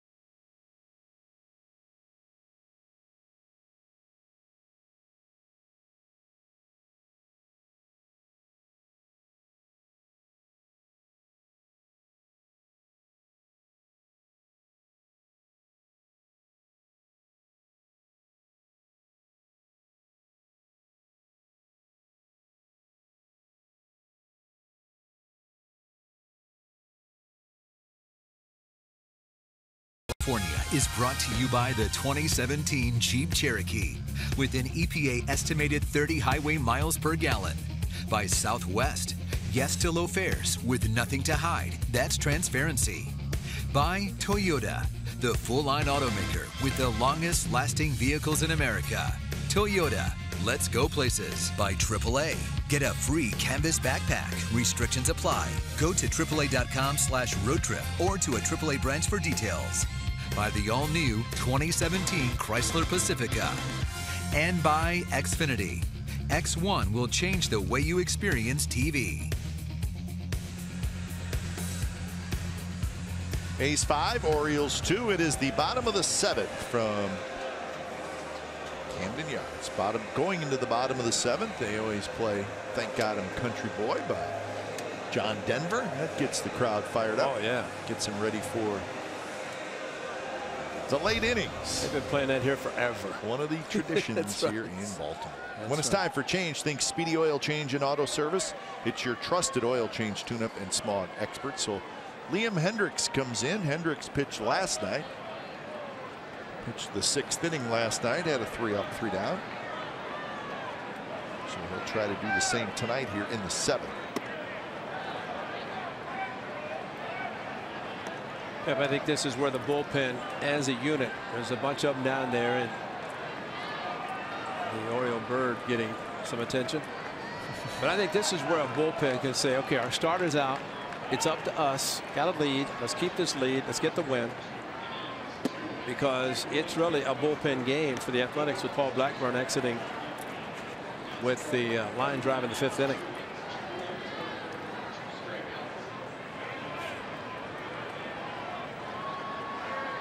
So 1-1 the count to Jones, followed by Mancini, and Trumbo swing and a miss. 95 miles an hour. Hey, the A's have the big heads. The Orioles have Mr. Fredberg. Stomper's there. Can't forget Stomper with the big heads. Fredberg. It's his game. To his credit, he has stirrups and sanitaries on. So that's a great point. Swing and a miss. Good slider from Liam Hendriks.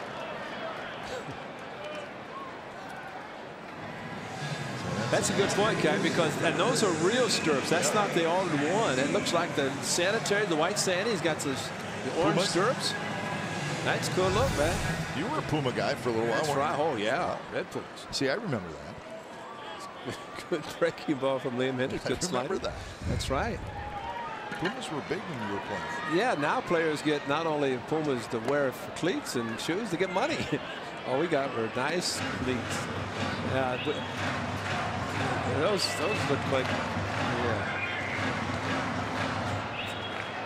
So, yeah, the only thing we like about that mascot is stirrups. Yeah. And we're when it comes to mascots, we're tough to please. Mancini is retired.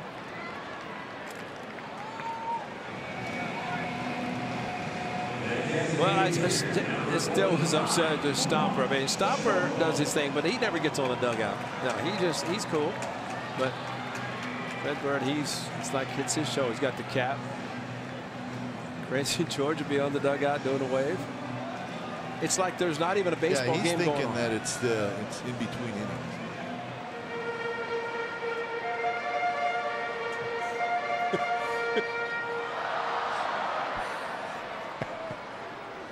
Hey, Fredbird. Hey, Fredbird, beat it. We're trying to take a family picture.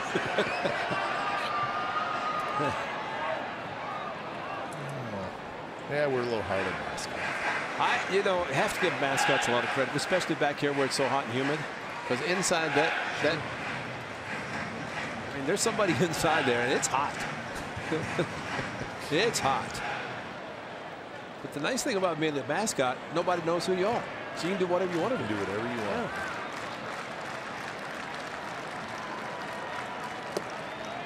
Good slider from Hendriks. Now, Liam Hendriks has a good enough fastball, 95, 97 miles per hour. When he flips the slider, you have to gear up for the fastball. If you don't recognize the spin, you're going to swing through. And what that last pitch was a good pitcher's pitch out of the strike zone.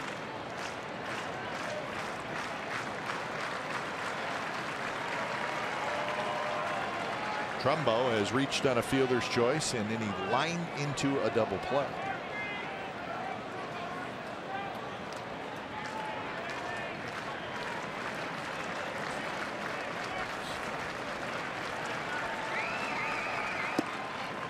Hendricks. Why not try to do it again? Try it again. Yeah.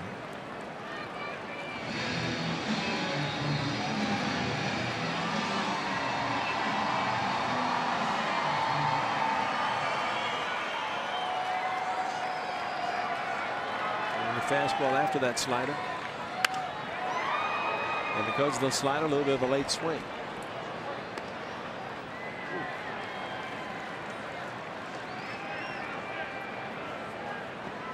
Let's catch on the rebound. It's all right.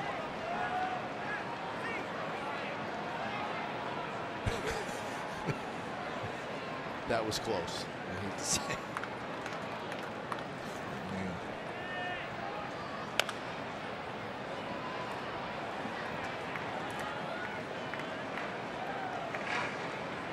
So 1-2 to Trumbo.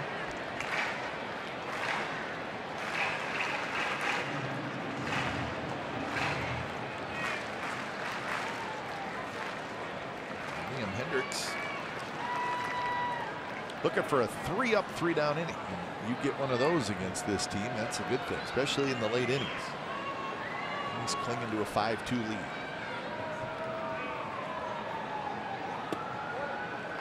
Good take that time by Trumbo. On 6 pitches to Trumbo, all 6 have been away from him. But after swinging wildly at a slider in the dirt to get to 2 strikes, he's almost protecting with a fastball. And just wonder if they'll try to go inside one time before going back out, or stay back outside with the slider. That's when a hitter fouls the ball to the right side, especially on a fastball, he's protecting. See Hatcher and Coulomb warming up. 2-2 pitch, a fastball just missed at 97 miles an hour.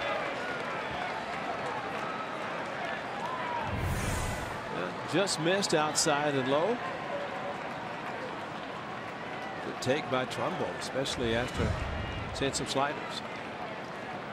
Gotta go slider. Got to throw it closer to the strike zone. And he did, and he gets Trumbo to chase. Side retired. So a couple of strikeouts for Liam Hendricks in the bottom of the 7th. 8th inning coming up.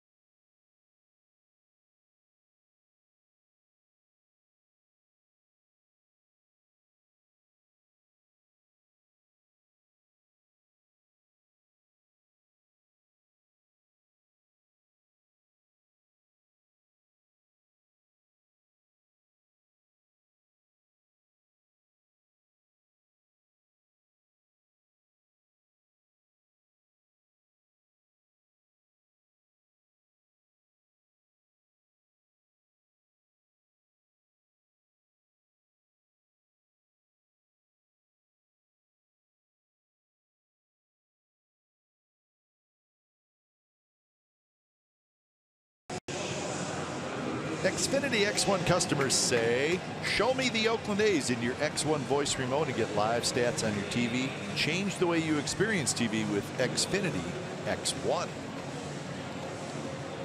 There's an Orioles van outside. That's what Fredberg drives around in, I would imagine.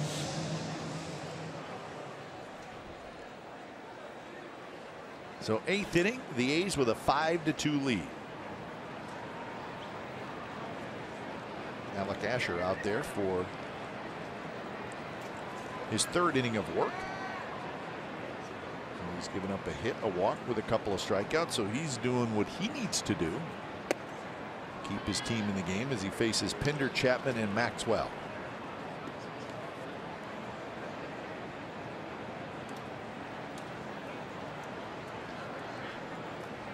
Pinder's 0 for 3, couple of ground balls and a fly out. That's a strike, 1-1 the count.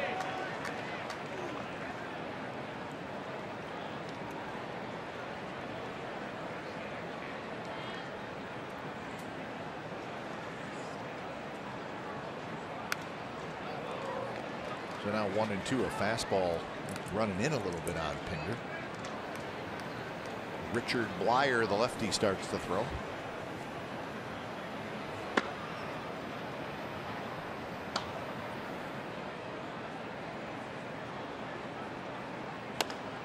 Tapped slowly up the 3rd base line. Machado on the bare hand. His throw to first, not in time. Good effort by Machado. That's kind of Machado's specialty. He's able to make that play quite smoothly. Slider, beat it on the ground and run hard for an infield hit. Smell the hit and able to beat it out. Good speed by Chad Pinder, but that ball, it fooled him. It turns out to be a good play for Pinder to get an infield hit.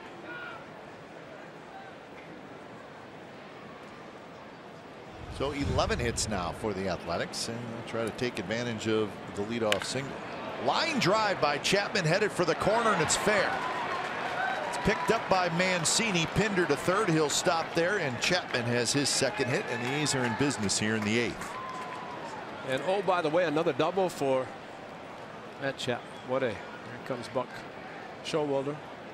Chapman jumping on the pitch and smoked the ball up the middle on 2 strikes this time. First pitch fastball, inner part of the plate. Actually an off-speed pitch at 87. Looked like his fastball, but bad location and a great swing by Matt Chapman. So when it's time for change, think Speedy Oil Change and Auto Service, your oil change auto service experts.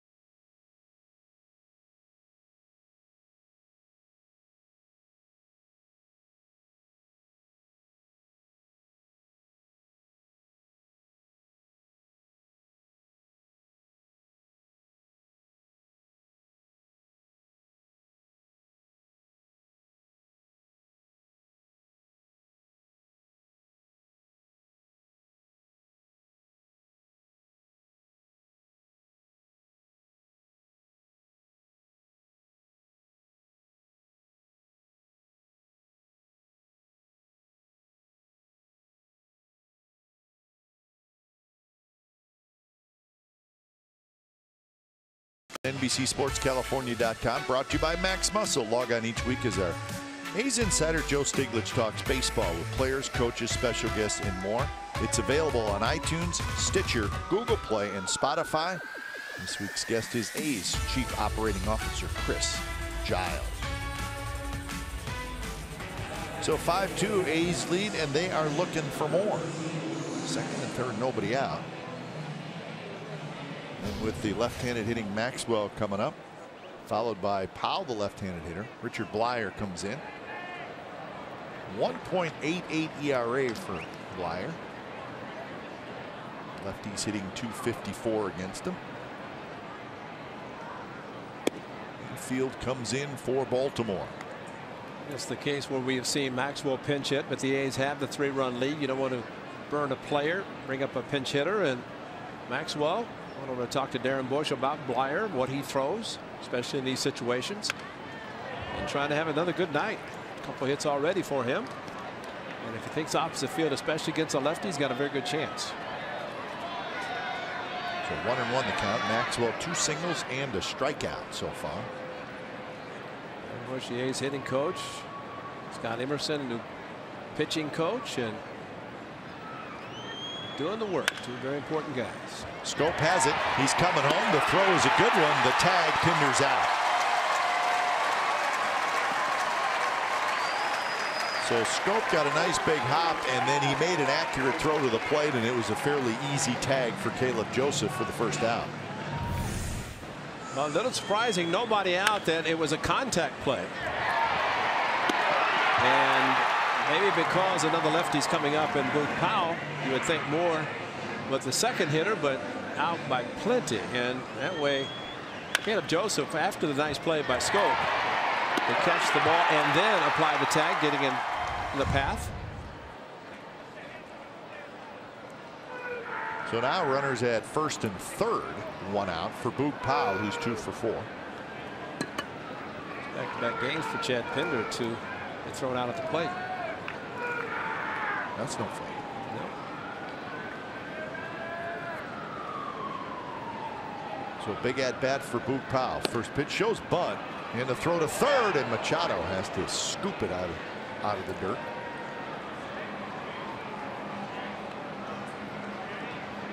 And Powell showed bunt. Well, there's been kind of a safety squeeze, and from his knees, it's a dangerous play. Throw gets by the third baseman. Caleb Joseph from his knees decided to throw.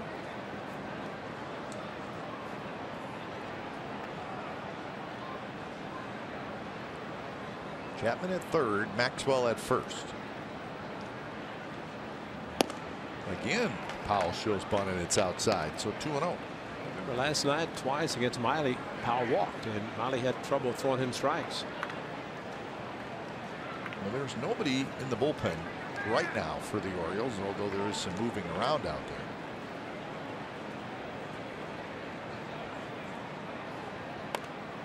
Bunts it to the pitcher. Pitcher now has Chapman in a rundown. Blyer to third. Machado with it to Joseph. Joseph is going to run Chapman down and then put the tag on him, and that's the second out.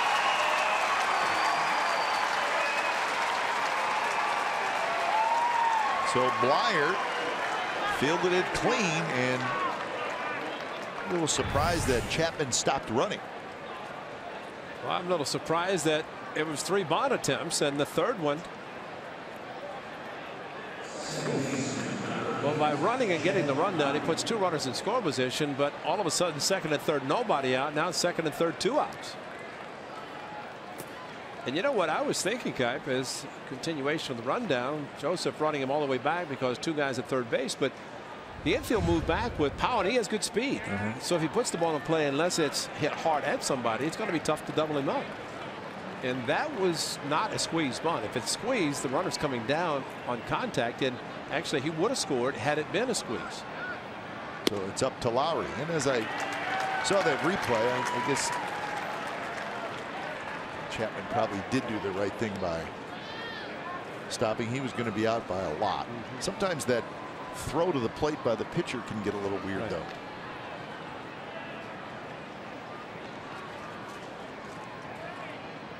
Oh, 1 pitch, and Lowry said no. 1-1 the count. Angel Hernandez said Lowry did not go. What the heck's going on? Said Buck. This is the swing, actually trying to get out of the way. But usually that happens, and it's a swing. Back come charges, throws to first, and the A's miss out on an opportunity. They had second and third and nobody out, and do not score. Bottom of the 8th coming up.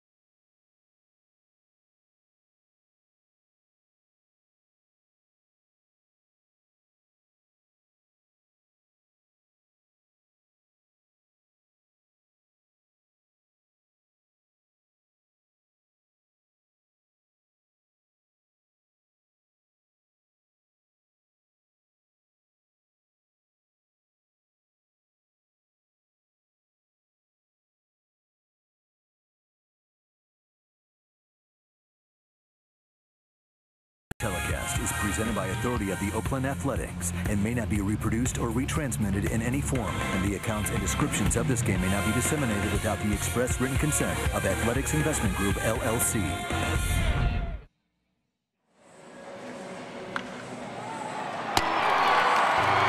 Here's our game summary brought to you by your local Toyota dealers. 5-12-0 for the A's. 2-5-0 for the Orioles. More home runs again tonight by both teams. Healy has 2 homers. Lowry has a home run. Machado has a home run. So it's what the A's and the Orioles do best, hit home runs, and we've seen it not just in this series, we've seen it in really all 6 games that these two teams have played against each other so far this year. So 5-2 as we go to the bottom of the 8th inning. The new pitcher for the Athletics is Daniel Coulombe.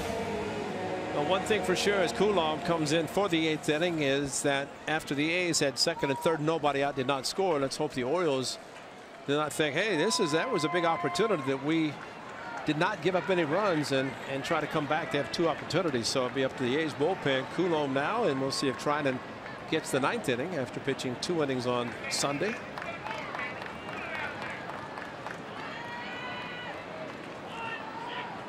First pitch to Chris Davis. Breaking ball for strike. Caleb Joseph to follow, and then Seth Smith.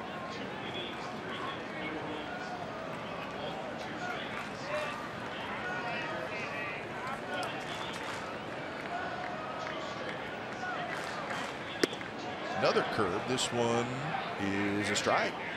Ted Barrett said that Davis won around, so 0-2. Well, the pitch was up, and he started to swing, tried to hold up, but according to Ted Barrett, he went through far enough, and he did.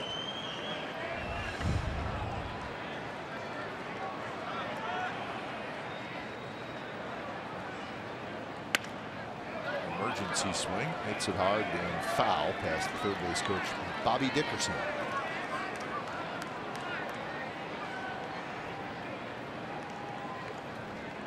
Sporting number 11. Yeah. Makes you think of Doug DeCinces. How about that? That's a good call. Oh, good memory there. Now with the Angels in their front office.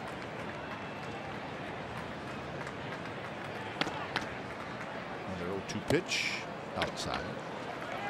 Angels and the Rangers will get underway in about a half an hour. Game 2 of that big 4-game series. Rangers won last night 5-3 behind Cole Hamels. Both those teams playing well right now, the Angels and the Rangers, and they're fighting in that wild card. Both teams, Angels and the Rangers, have won 9 out of their last 12. Well, it's a good race. It's fun to watch. It's kind of crazy. Yeah, that's why it'd be nice. I mean, the A's had a lot of young players. It's going to be great for the future, but just seeing how the wild card changes everything. And you're 500. Mike Bordick, a former Athletic, in the broadcast booth with Jimmy Hunter, shortstop for the Athletics. Came out of the Cape Cod League, and believe it or not, he's in the Orioles Hall of Fame. Not that that's believe it or not. Believe it or not, the fact he wasn't even going to play. He was playing in Cape Cod, wasn't drafted, and J.P. Ricciardi said, hey, you want to sign? He said, let me think about it. Went on to have a great career, and Pappy was at shortstop when Cal Ripken Jr. ended a streak. And I asked Bordy, I said, how did it go? And he said, we were in shock. We couldn't believe it. And he said Cal told him, because he said Cal was very instrumental when he came over, because he was brought over to play shortstop to move Cal to third. And that's something that nobody ever wanted to do, but Bordy said that Cal Ripken called him. He said, hey, this is going to happen. You're the perfect guy to take over at shortstop. And he said Cal was the best teammate he'd ever had. Ends up walking Chris Davis after getting ahead 0-2. 21-31. That was the magical number, 21-30. And you see the flash bulbs. He took a 22-minute trip around Oriole Park at Camden Yards. And he hit a home run. There's his dad, his late father, Cal Ripken. So what a night. 1995.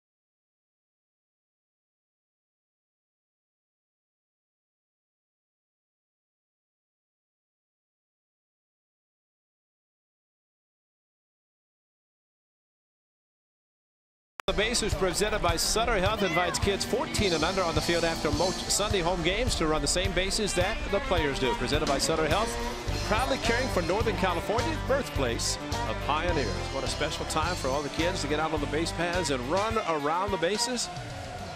Trying to avoid the seagulls as they head around. That's true. Because by the time they're running the bases, the seagulls are out enjoying the leftovers.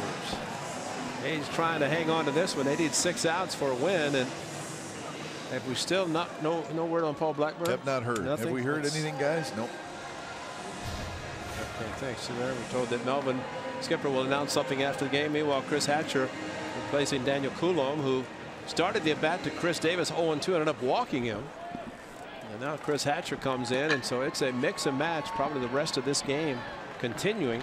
It's a 4th reliever to come in, trying to get 6 outs to pick up a win for the A's in the second game. Here's Caleb Joseph. First pitch is a fastball, first strike. Now this is that inning, Ray, and where they are in the order where it's really important to get Joseph and Smith and Beckham, because you don't want those big guys coming up when a rally is rolling. Yeah, you'd rather have them. Good point. Rather have them coming up, nobody on base, still with a 3-run lead that the A's currently have. Because if these guys, the bottom of the order, get on, set the table for the top half, that's not a good sign.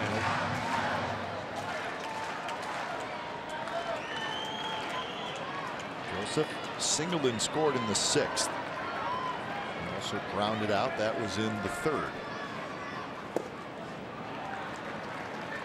So Coulombe got ahead of Chris Davis 0-2 and lost him. Hatcher needs to try to put Joseph away. Well, he's gotten ahead of him 0-2, and ideally if he could get him to hit a ground ball at somebody to turn 2, that'd be something. A's have turned a couple already tonight. Inside, not a bad pitch, but Joseph able to hold up. Good fastball inside, and there's your start of the swing, but good velocity at 96 just off the plate.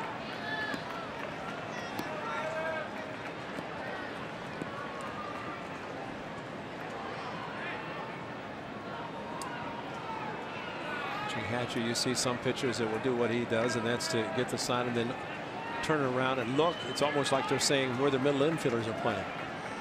It's there, and it turns around, looking all over the place.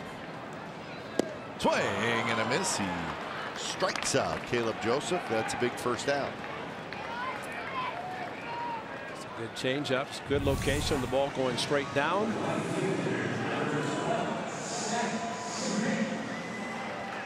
That's a good pitch. Absolutely. Decent velocity on the changeup, 87. And you throw the changeup that hard, when it comes out of your hand and goes straight down, that's a pitch. Well, it's a changeup that you want to strike guys out with. Exactly. And throw it like he did in the right location. That makes it a good pitch. Strike to Seth Smith, who's 1 for 2. Darren O'Day getting loose. Seems like O'Day pitches every day. O'Day. Every day O'Day.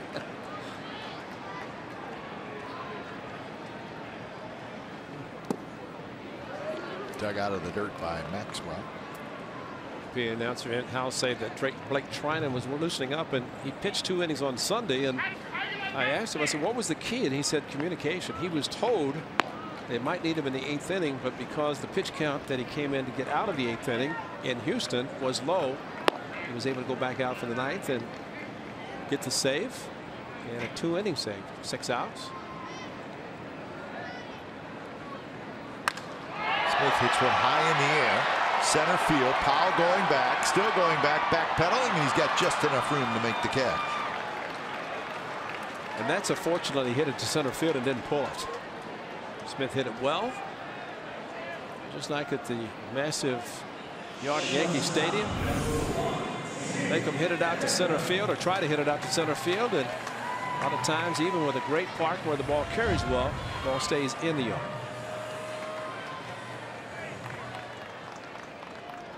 So 2 outs, runner at first, and it's Tim Beckham.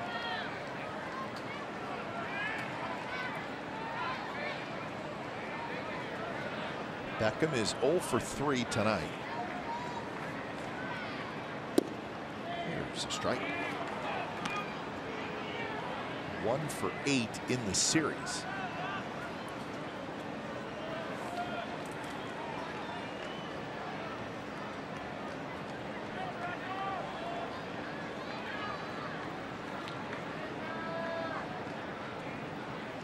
It's a big hitter to get with Machado in the on-deck circle. I'm just thinking the same thing, because I don't think it will be Hatcher facing Machado. If he comes up with this inning, probably will be Blake Trinan coming in.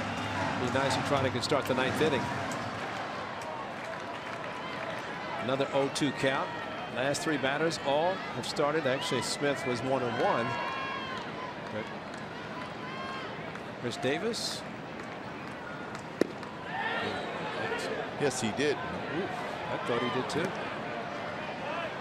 Wow. That's a huge swing. Wow. It's not that close. Not even, no.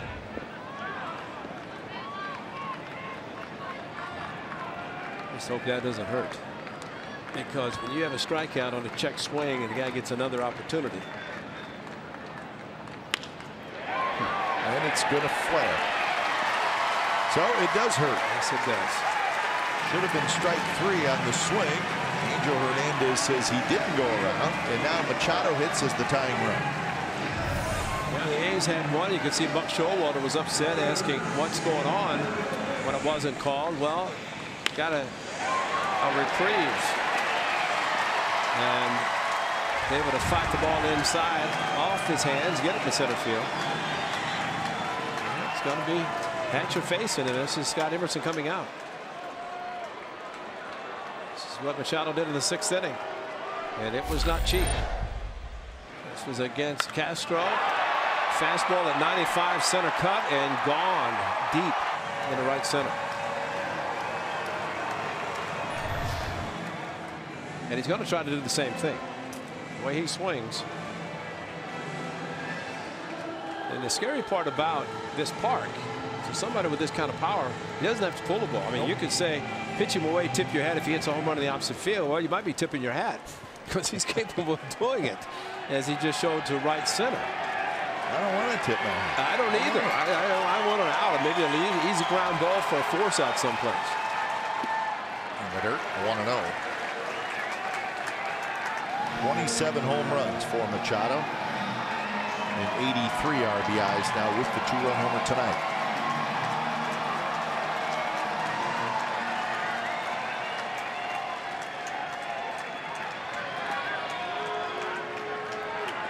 .323 average with runners in scoring position for Machado.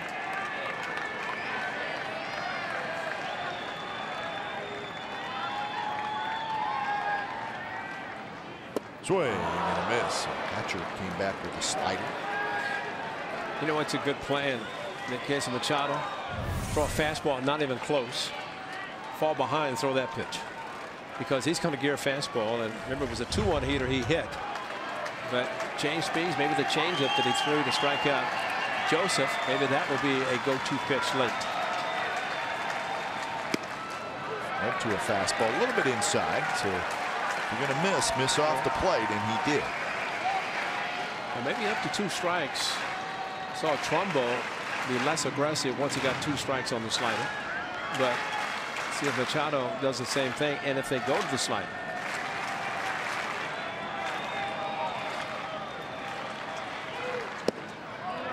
Just missed low.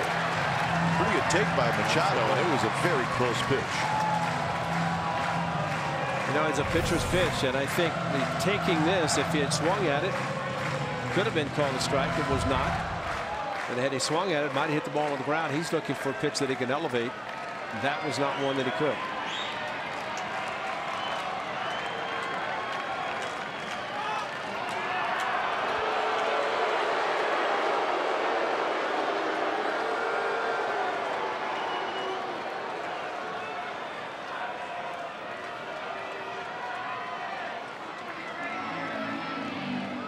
So 3-1 the count. Davis is the runner at second. Beckham at first. Britton O'Day for the Orioles, Trinan for the A's. And the pitch is low. Machado walks, and the bases are loaded. The hitter is Jonathan Schoop. And it's going to be Blake Trinan facing.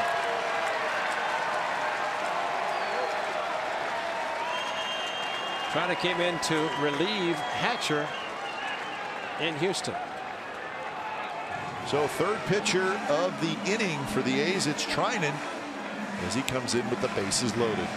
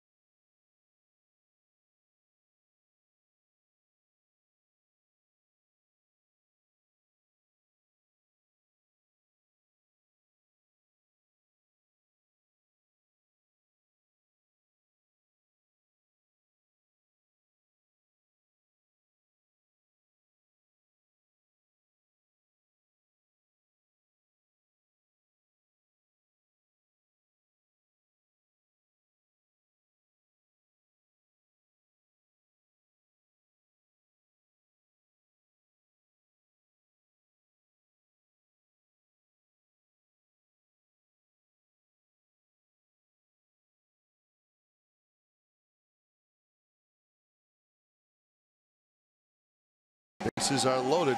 Big call in this inning was on Tim Beckham. This would have been strike 3. Do you think he swings? That's a swing. They checked with Angel Hernandez. He said no swing. The It bad gave hit goes, Beckham another pitch, and he got a base hit. That would have ended the inning. yeah, when the bad hit goes through that much, that's a strike. It crosses the plate, and that shouldn't even have been a question mark as to whether it was a swing or not. 55th game combined with the Nationals and the Athletics. Like Trinan, this would be more likely a 4-out save, and the first biggest batter right now is Jonathan Schoop. Sunday, 2-inning save. And again, he said the communication. He pitched well in the 8th. Told him he might need him. Well, I'm sure this inning they said, get ready, we might need you in the 8th. I think it's hard to believe that it's come down to this. So Schoop steps in. He is the Orioles' leading RBI man with 91.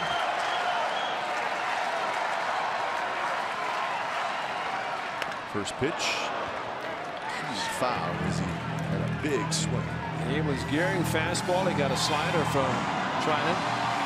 37 ribbies since the All-Star break. 3 big ones last night on the 3-run home run. That made it a 5-1 game.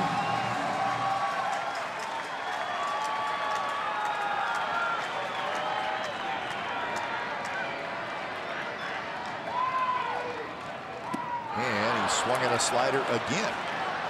And a guy throws 97, 98 with a fastball. You have to gear for it. And Jonathan Schoop has guessed twice incorrectly. 2 sliders out of the strike zone, but he's gone for both of them.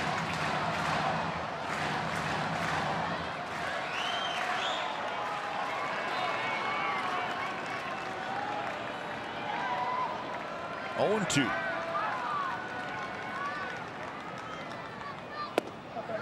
That time he took it. Pretty good take.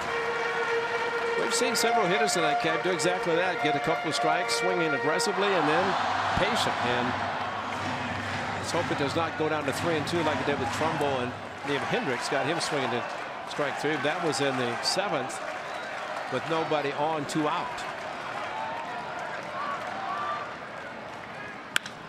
That's a base hit left field. Davis comes in to score. Beckham's going to come in to score, and it's 5-4. Schoop comes through with a 2-run single. See the 2 sliders, actually 4 of them. The 4th one, slider inside. Look at the location. Hangs on the inner half of the plate. If it had been thrown away at 92, but on the inner half of the plate. And Scope, aggressive in that particular situation. When you've driven in that many runs, you're going to be aggressive. And he was. You got to hang him. So 2 RBIs for Scope. He's got 93 on the year. And now Adam Jones steps up.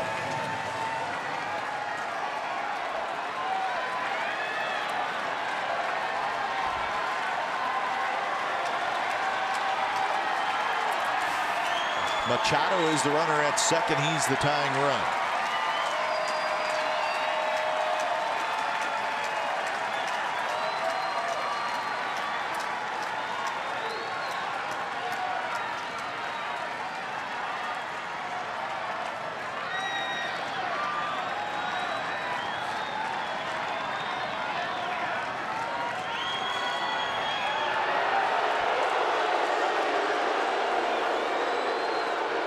Thing that surprised me, the first 2 sliders and then 2 more sliders. Yep.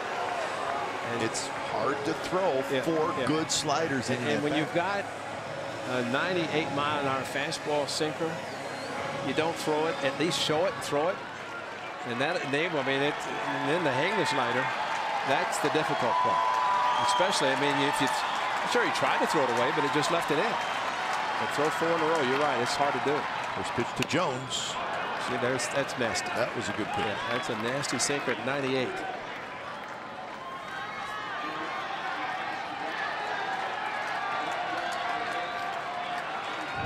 Watch the movement on this ball.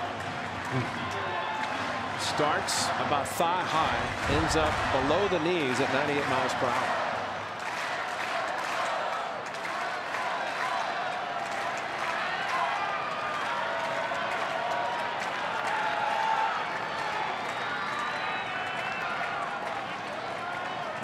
The previous hitter, Scope, played no doubles. That's not the case now. They're playing normal position. Runner at second. And multiple signs necessary because a runner at second. And granted, they have the scouting reports, but bottom line, the pitcher knows his strength. And his strength, his being Trinan, is the hitter that he just threw.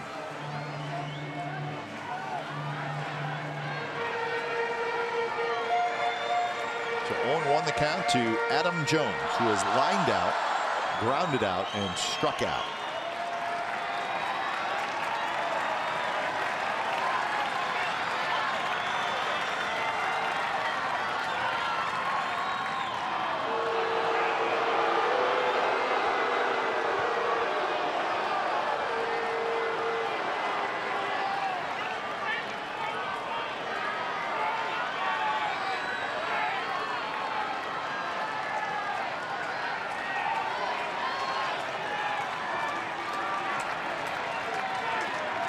Pretty good speed on the bases with Machado and Scope.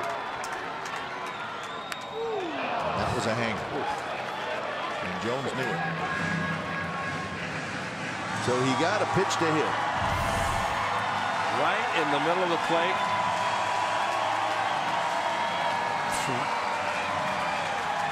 Sometimes even the best miss a hanger. I wouldn't try it again, though. Another 0-2. We've had in this inning 1, 2, 3, 4, 5 0-2 counts. It's a 5 0-2. This is out of 7 pitch. batters. Yeah.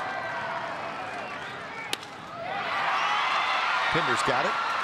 Pinder to first, and it's dug out by Olsen. Side retired. So 2 runs on 2 hits, 2 walks. So 9th inning coming up. A's 5, Orioles 4.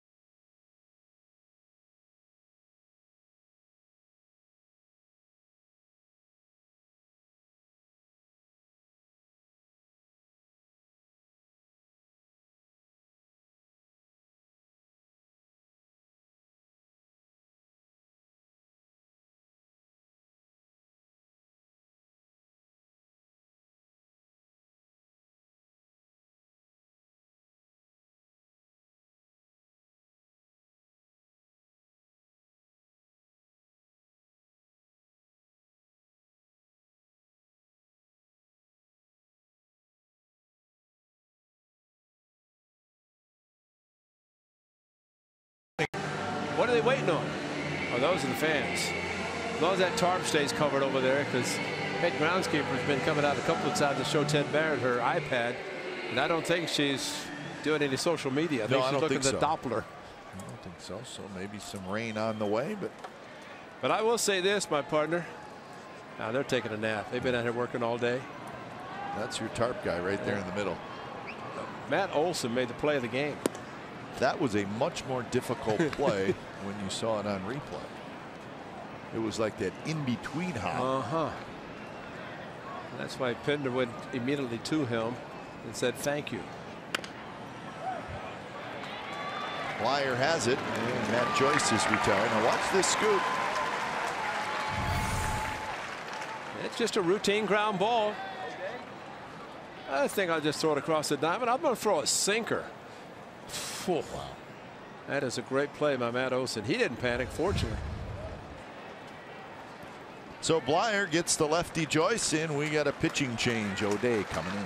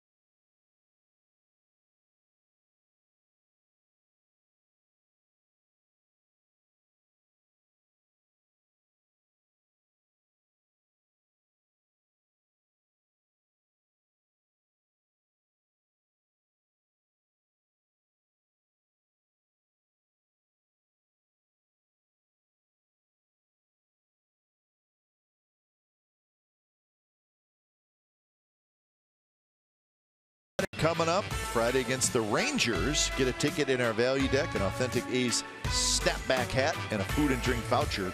Also, we're highlighting local artists for the 2017 Collector Series cheer cards. This week it's Chad Pinder.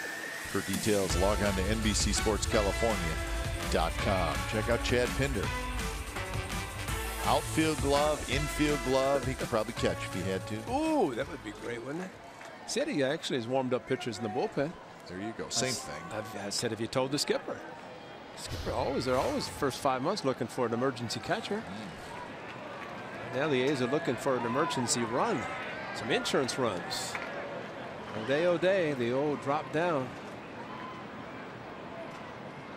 First pitch to Davis. Just a little bit inside. O'Day pitched the 7th inning last night.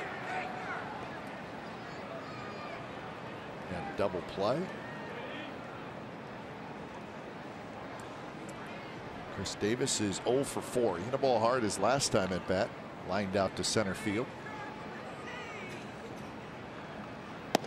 That's a strike. 1-1. In the bottom of the 9th inning, the Orioles will have Mancini, Trumbo, and Davis.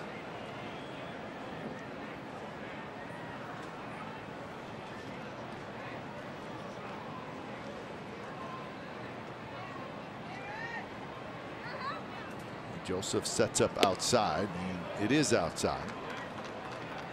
You think about the 8th inning, the A's had 2nd and 3rd, nobody out, didn't score. The Orioles get a couple of walks, base hit on a check swing, shouldn't have had it. A 2-run single, it's a 1-run game. The A's could have added 2 more in the 8th inning with just a productive out.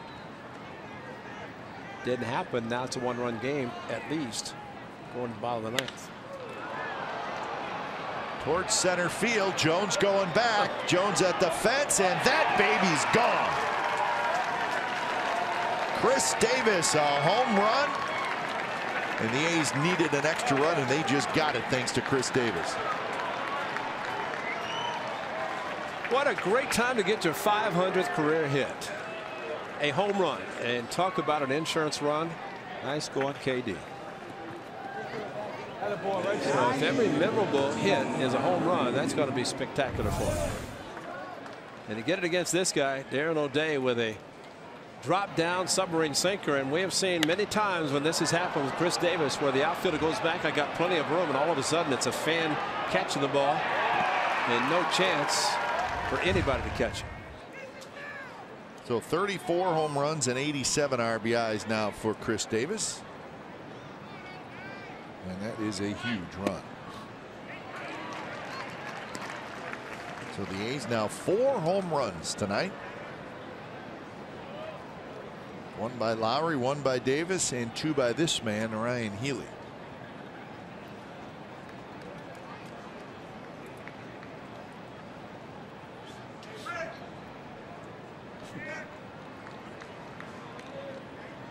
Not close. 1-1 to Healy. So there's the home run leaders in the American League. Judge with 37, Moustakas and Gallo with 35, Davis with 34. Joey Gallo's on the disabled list. Giancarlo with 45. Stanton. It's a major league leader, but that's the American League. And I tell you, I think there's a few Orioles fans who would love to have their Chris Davis have those numbers, because Chris Davis playing first base tonight for the Orioles, making a lot of money, and he's not having nearly the production that they had hoped he would have when they signed him long-term contract for a lot of money. That's the Orioles' Chris Davis.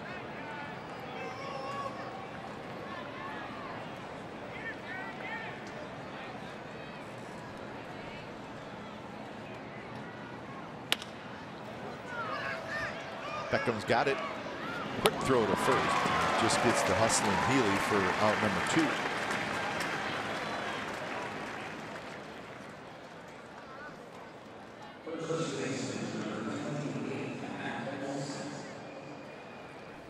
So with 2 outs, here comes Matt Olson.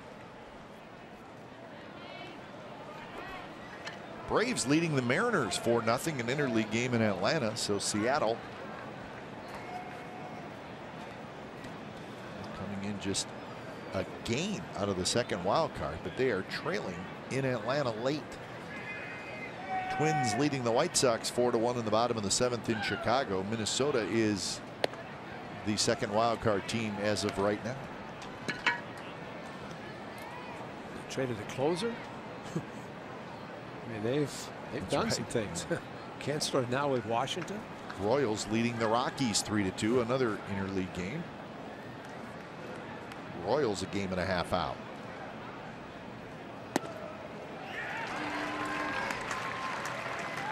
One and one the count to Olson.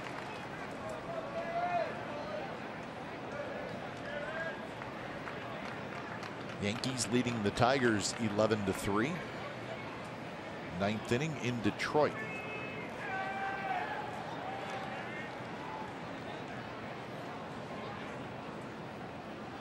In the dirt, 2-1 the count.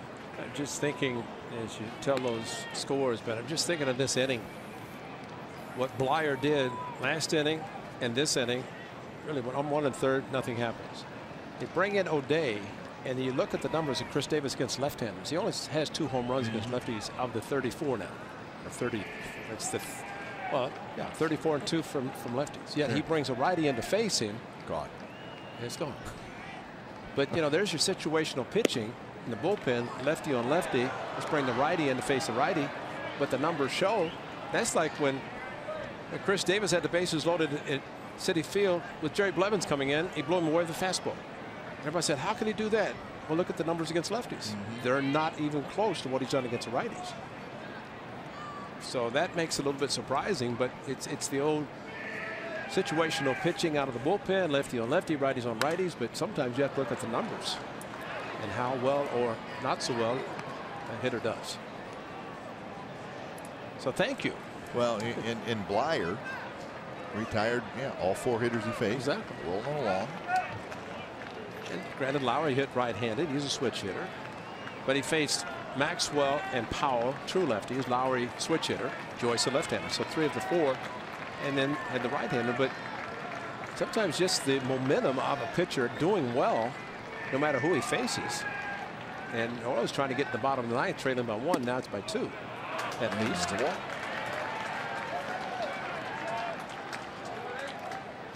So 3rd walk issued to the Athletics. And here's Chad Pinder.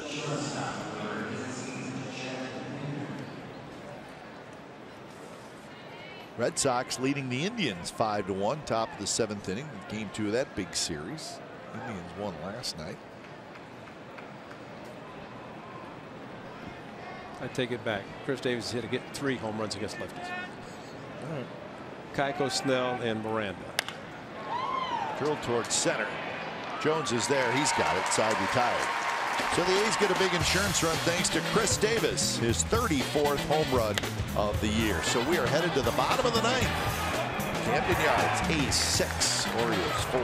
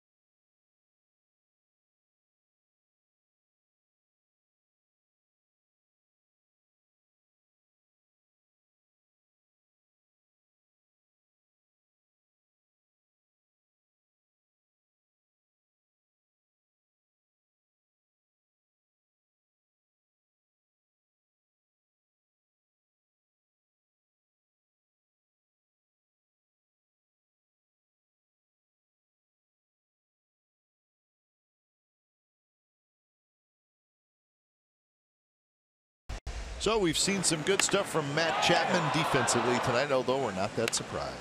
Well, he can play, and this is probably one of the better ones. Goes into foul territory and a bullet across the diamond and double play. Nobody turns this one with a arm except somebody like Matt Chapman, and what a tremendous job he has done. He got a couple of hits, including a double down the left field line, and then ending the A's had 2nd and 3rd, nobody out, but they do have a 6-4 lead. And Rajay Davis in left field, and Blake Trinan trying to finish the Orioles in the bottom of the 9th inning. There is Rajay, number 11. Family in town.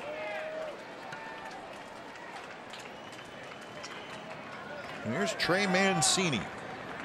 Mancini, Trumbo, and Davis here in the bottom of the 9th. A's with a 2-run lead. This pitch. Pinder's got it, ranging to his left. Throws wide, and Mancini safe.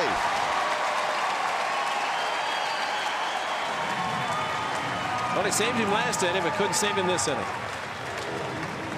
And just the fact that Pinder had to go to his left and throw it a little bit underarm, underhand, and got the sinking action on it. Mancini running hard. And Pinder just did not make an accurate throw. And he almost had him. He took a little bit extra time and then hurried. And it was going to be a close play even had he come up immediately thrown. Does that a lot. Yeah. Takes that little extra step and then, like you said, really guns it over there. And when you gun it like that, you get under it a little bit and push it instead of making an overhand accurate throw. So it is an error on Chad Pinder. And now you face Mark Trumbo, 1-0 the count.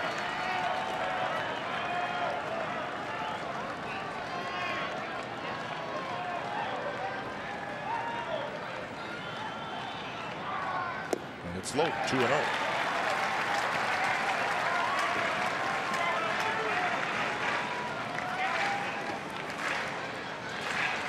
Chad Pinder in to say, pick me up, Blake. And that's basically what you do. And gets a little rosin, but also to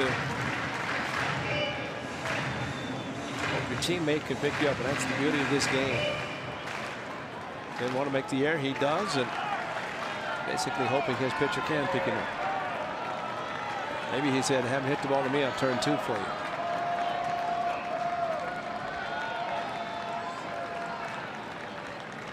Trumbo waits. 2-0 pitch.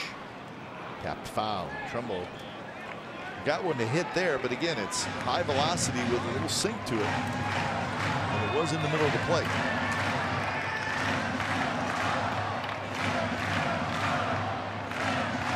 Up to Simeon, the wrist a little sore.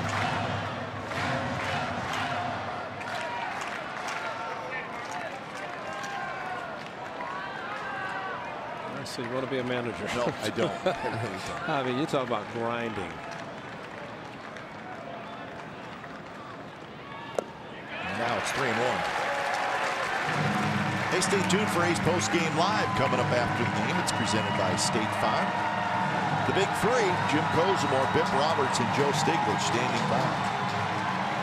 We are trying desperately to deliver them a victory. Their show is much better when it's a win. Chip Hill has a better smile.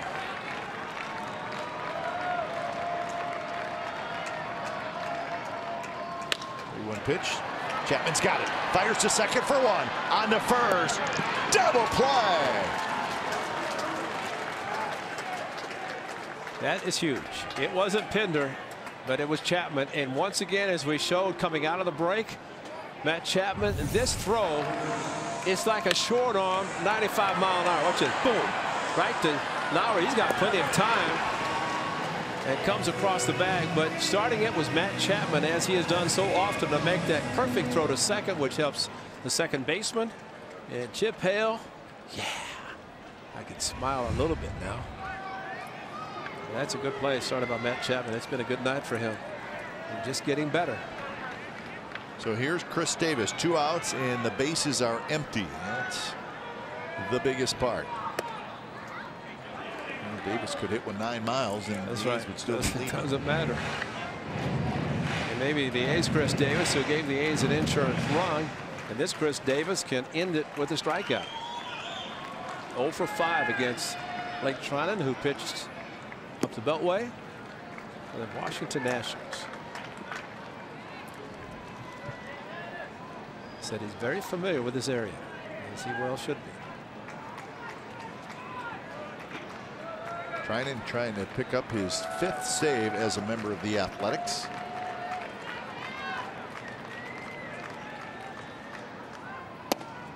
A little bit low, 99 miles an hour. Davis has grounded out, struck out, and walked and scored.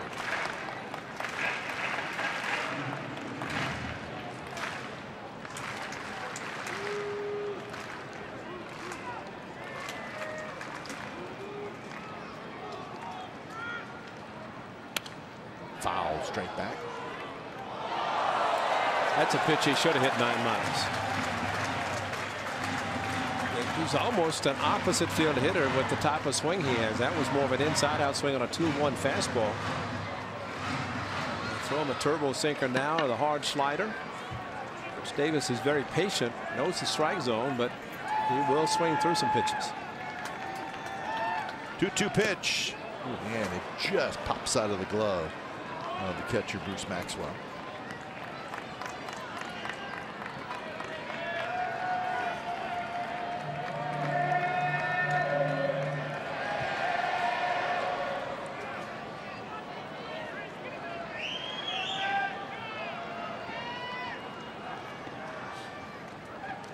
Another 2-2 pitch. Here it is. Got him swinging, and that's the ball game. So Treinen gets a big double play and a strikeout to end the game. And the A's even up this series at a game apiece with a 6-4 win. Tonight they hit 4 home runs. So using the long ball here at Camden Yards, a couple of them by Ryan Haley. Time of game was 3 hours and 16 minutes. The attendance was 18,493. The final score from Baltimore, the Athletics 6 and the Orioles 4. Time now for A's Postgame Live, presented by State Farm. Here is Jim Kozimor.